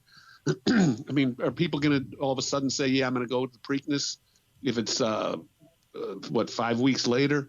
I don't know. But it just seems to me the Triple Crown is supposed to be the way it is. 3 races in 5 weeks. It's always been that way. It makes the sport a unique sport, and people get into it. They won't get into it if it gets all spaced out like this. And like Dale said, it would be the end of the Triple Crown for sure. End of the Triple Crown and probably the end of the Preakness. Do you think more people, let's say that happened. Let's say they move it back 2 weeks and you got the Derby on the first Saturday in May. 4 weeks later, you got the Preakness. 1 week after that, you have the Belmont. Let's say NYRA doesn't move. Which one of those races ends up going by the wayside, the Preakness or the Belmont? You can't run in both. That's a no-brainer. That's a no-brainer. The Preakness would be gone. Let's throw a few more scenarios out there. What if Churchill and Belmont got together and did a bonus between the two? There's a lot of things that could go on. Why not do a bonus at the Preakness? If you started in the Derby and you run back in the Preakness, you're running for extra money. There's a lot of things that can be done without messing with the dates. Like Tim said, the reason Triple Crown winners are special is because they did something that was difficult to do. And they talked about it. We had a 30-year spread. They always talked about it needed to be changed. And we had 2 Triple Crown winners in a short period of time, just like in the 70s. Going into the 70s, it was 30-something years before the next year. We had 3 in the 70s. It's a great thing, a great part of sports, and it is a little out of the box from the norm of horse racing, and that's what makes the winner of those 3 races so special. It would be a massive blow. It may be the knockout punch to the Maryland racing industry, and there are so many wonderful people in that state that do great work in our game. It would be heartbreaking to see the Preakness Stakes go by the wayside. You're right. Yeah, I mean, did they ever complain about it between the time Citation won and Secretariat when there was a big drought? I don't know. I don't think so. I don't recall that. I wasn't around for it, but it just seems to me that this is a bad idea. Mm-hmm. Yeah. Well, we'll see how that whole story plays out as we move forward over the next couple of months. It is that time of the show, guys, where we say hello to our good friend, the Hall of Fame trainer, Nick Zito, when we find out if the following 2 statements are right or wrong. Yeah, right or wrong. Am I right? What do you think? Right or wrong? All right, here we go. 2 easy ones for you guys today. At least I find them to be somewhat easy. They're quick hitters. Breeders' Cup Sprint Champ Elite Power ran his win streak to 8 And I'm predicting, guys, that he will be the shortest price favorite in this year's Breeders' Cup. Is that right or wrong? Yeah, right or wrong. Am I right? Tim, am I right? I'm going to go right on this one. I mean, Elite Power is, even though he was life and death to win the Vanderbilt at Saratoga, he's a quality sprinter, and Bill Mott has done a fantastic job with him. I think he's going to end up going to California as the horse to beat, and I think he's going to be the shortest price favorite. I really do. The only way he wouldn't be is if Cody Wish went back to a mile and blew him away again. And then you might get all the sentimental, and he's such a great horse. Otherwise, he's my ace in the hole. He's on my team. Yeah, he is on your team. Elite Power, the Breeders' Cup Sprint champion. All right, a colt by Curlin out of Beholder electrified the crowd at the record-breaking Fasig-Tipton Saratoga sale, selling for a whopping $4 million to Donato Lani on behalf of owner Amir Zidane. The colt is going to be trained by Hall of Famer Bob Baffer, and I am predicting, guys, that he will not only make it to the 2025 Kentucky Derby, he's going to be the morning line favorite. Is that right or is that wrong? Yeah, right or wrong. Okay. Dale? Pretty bold statement right there to predict that far in the future, but he was a nice colt, obviously, and a beautiful pedigree. Couldn't get any stronger than that. I will say one thing: all he's got to do is win a little stake, and he'll be a major stallion prospect. But to predict him to be the favorite for the Derby, I'm going to roll a dice and say you're wrong. It is a bold statement by our fearless leader, and I'm not sure about this one. It might be more of a take a bet to see if Bob Baffert will be in Kentucky. See if Churchill Downs keeps suspending him every year. It's ridiculous what they did, giving him another year. But you can't. Who knows if this horse can run? I mean, the price tag is obviously very, very impressive. But there was also, remember, there was a big price tag on a horse named the Green Monkey, and he couldn't run a lick. So I would say let's wait and see on this one. Let's wait till he runs before we anoint him too. Mm-hmm. Yeah, by Curlin out of Beholder, certainly has every right to be good. Breed the best of the best. Hope for the best. We'll see. I'm predicting he gets to the Kentucky Derby. If he gets there, I'm saying that he is the favorite in 2025.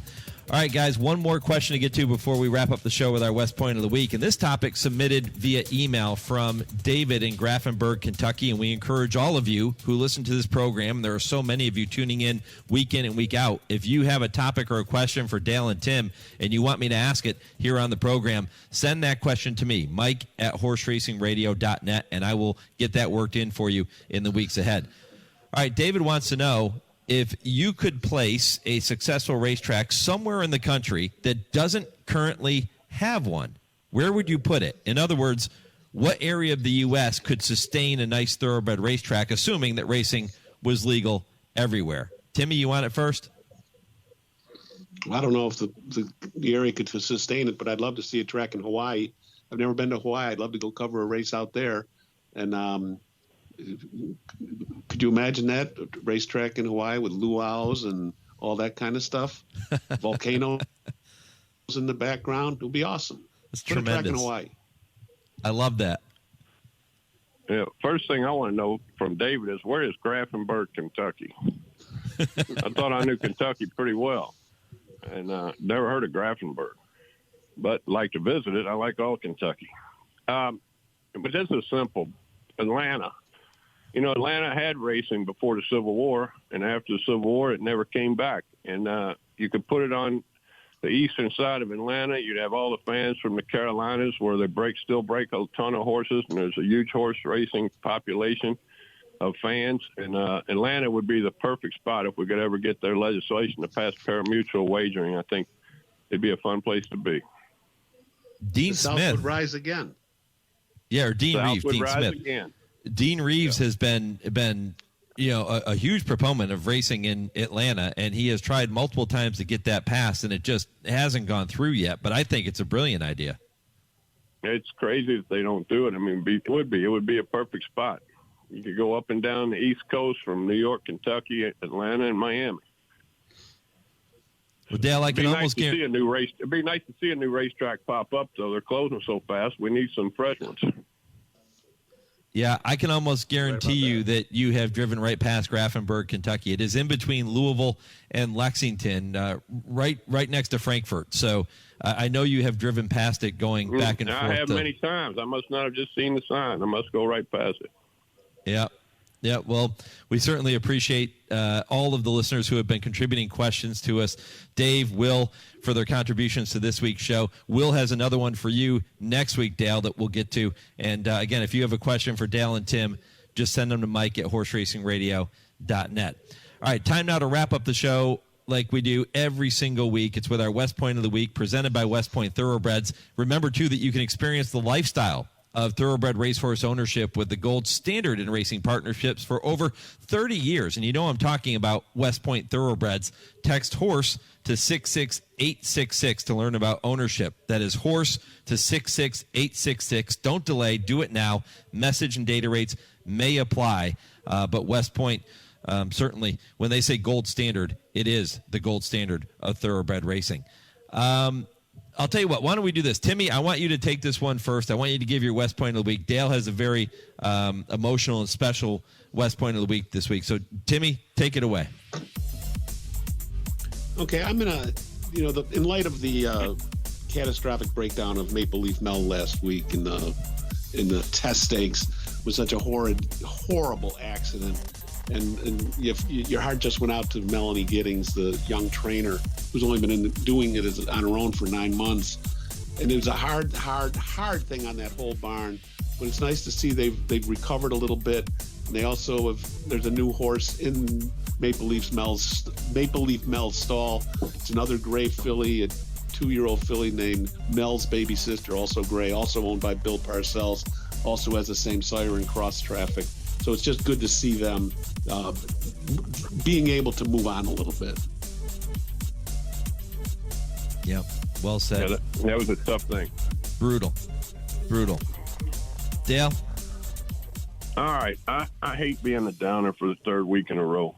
This has been a rough summer amongst my friends and population of horse racing. But this week, we lost the greatest man I know in Frank Jones Jr. He was at the hospital the day I was born. He was my father's best friend. He's had 2 trainers in 57 years on the racetrack.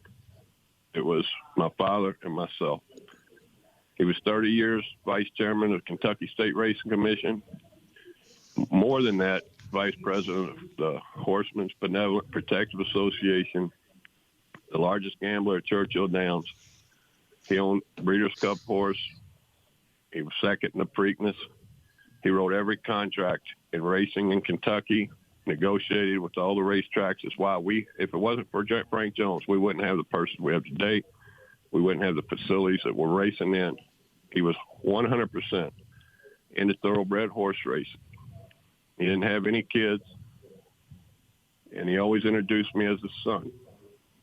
And this week, I felt like a tightrope walker who's just had my safety net snatched out from under me. It's going to be a tough thing to do to keep going in this game without being able to pick up the phone and call Frank and get advice, get help, get yelled at when I need to be. But he's the greatest man I ever knew, and we lost a great friend of horse racing this week. So I'm flying back to Kentucky for the funeral this week, and I hope he can rest in peace. Yeah, rest in peace, Frank. Dale, my condolences to you, to the entire Romans family, to everybody who knew and loved Frank Jones. Our thoughts, our prayers are with you. Dale, safe travels when you go back. Thank you, fellas. All right, Frank Jones passing away this week at the age of 87. Guys, we'll do it all over again next week. Sounds good, Mike. Next week. All right, Dale. Safe travels, Dale. Dale, Tim, I ask, they answer. If you have a topic you want to hear them debate, send it to me, Mike at horseracingradio.net. I'll get it worked in. I Ask, They Answer is presented by the University of Louisville Equine Industry Program and the College of Business, and I will be back with more. This is the Equine Forum on the Horse Racing Radio Network, Horse Racing's voice. Hi, Tony. Hey, Matthew. There's a reason why Tony's Steaks and Seafood is my favorite restaurant. It's because I want to feel part of the family. Isn't that right, Tony? That's right. There's a saying on the wall that I truly believe in. There's always room for one more at our table. We just want you to be part of our family. And believe me, you will be. It's Tony's Steaks and Seafood right across from Triangle Park. Visit them at TonySteaksandSeafood.com. I'm William Shatner, and I've been around a long time, but I'm truly humbled when I see the real battles our brave, paralyzed veterans have faced defending our freedom. I was on a routine patrol, and we were in the desert of Kuwait, and the vehicle flipped and landed on top of me, which left me paralyzed from the waist down. Okay, folks, this is heroism. That's why I'm proud to support Paralyzed Veterans of America. Go to PVA.org to learn how you can make a difference.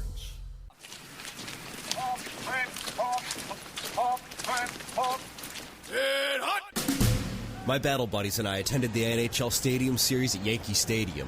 We had never been there before, and two of us had never seen a hockey game. Man, we had the time of our lives. It was great therapy. VetTix, we can't thank you enough. Every empty seat at a concert, a game, motorsports, or a play is a missed opportunity to say thanks to a veteran and service member. We can help. We can give our veterans a special event where they too can create their own cherished memories. Find out how by visiting www.vettix.org. That's www.vettix.org. Find out how you can make a difference in a veteran's life. Look out, world, we're getting strong. The future's here and we belong. She can STEM, she can do more. Like build a rocket and watch it soar. Or clean the oceans and make the world a better place. Oh, she can STEM, so can you.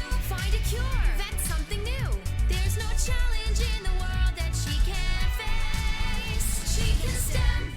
Learn more at She Can STEM. A message brought to you by the Ad Council.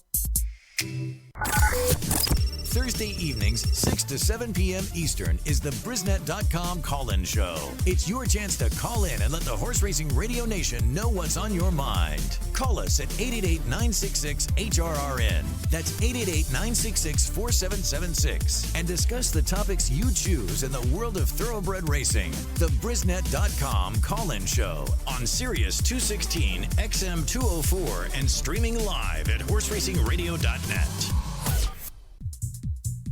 You're listening to the Equine Forum on HRRN, presented by TwinSpires. As they turn for home in the Secretariat Stakes, working for hops, now comes to tackle the longtime leader Cherokee Lord, and here comes Patio Prado down toward the final furlong. Now the full force of Patio Prado brought to bear. Patio Prado's in front of Wigmore Hall, working for hops third, Cherokee Lord fourth, the Millionaire, the Secretariat winner, Patio Prado does it again with Ken DeSormo for Donegal Racing and Dale Romans, defeating Wigmore Hall, working for hops Cherokee Lord, Dean Skitton, last home Mr. Mardi Gras in 2 minutes 4 3/5 seconds.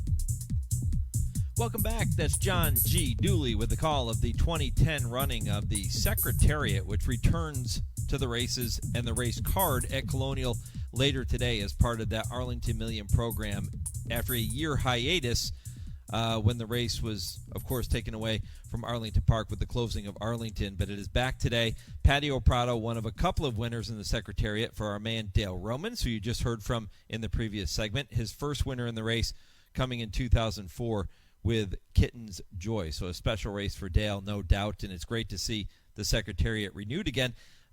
1 mile on the turf will be the distance later today at Colonial, but you got the Beverly D, you got the Arlington Million, and a day to celebrate those three tremendous races, and I'm glad Colonial is taking the baton and running with this, and great to see them moving these races forward.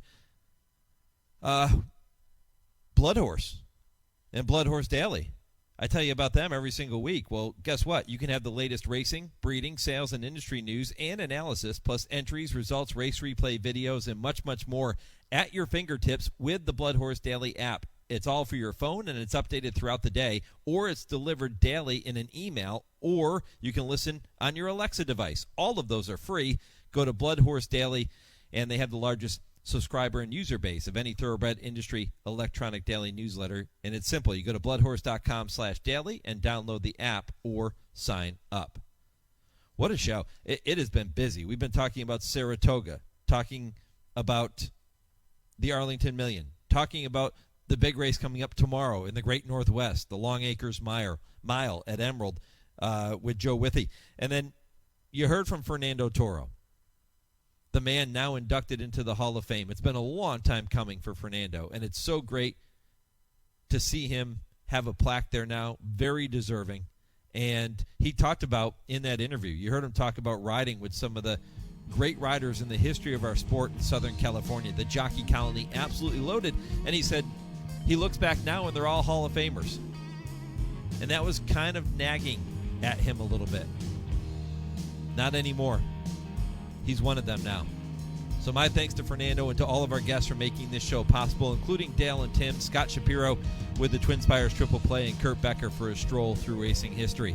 If you missed any portion of the show, you know what to do. Head to our website, horseracingradio.net, to check out the podcast, and do that on every major podcast platform. My thanks to my producer, Lee Delapina, in our Lexington studios, and to Chauncey for handling all of our social media again this morning. I'm Mike Penna. We'll talk to you next week on the Equine Forum presented by TwinSpires. Thanks for listening. Go Steelers.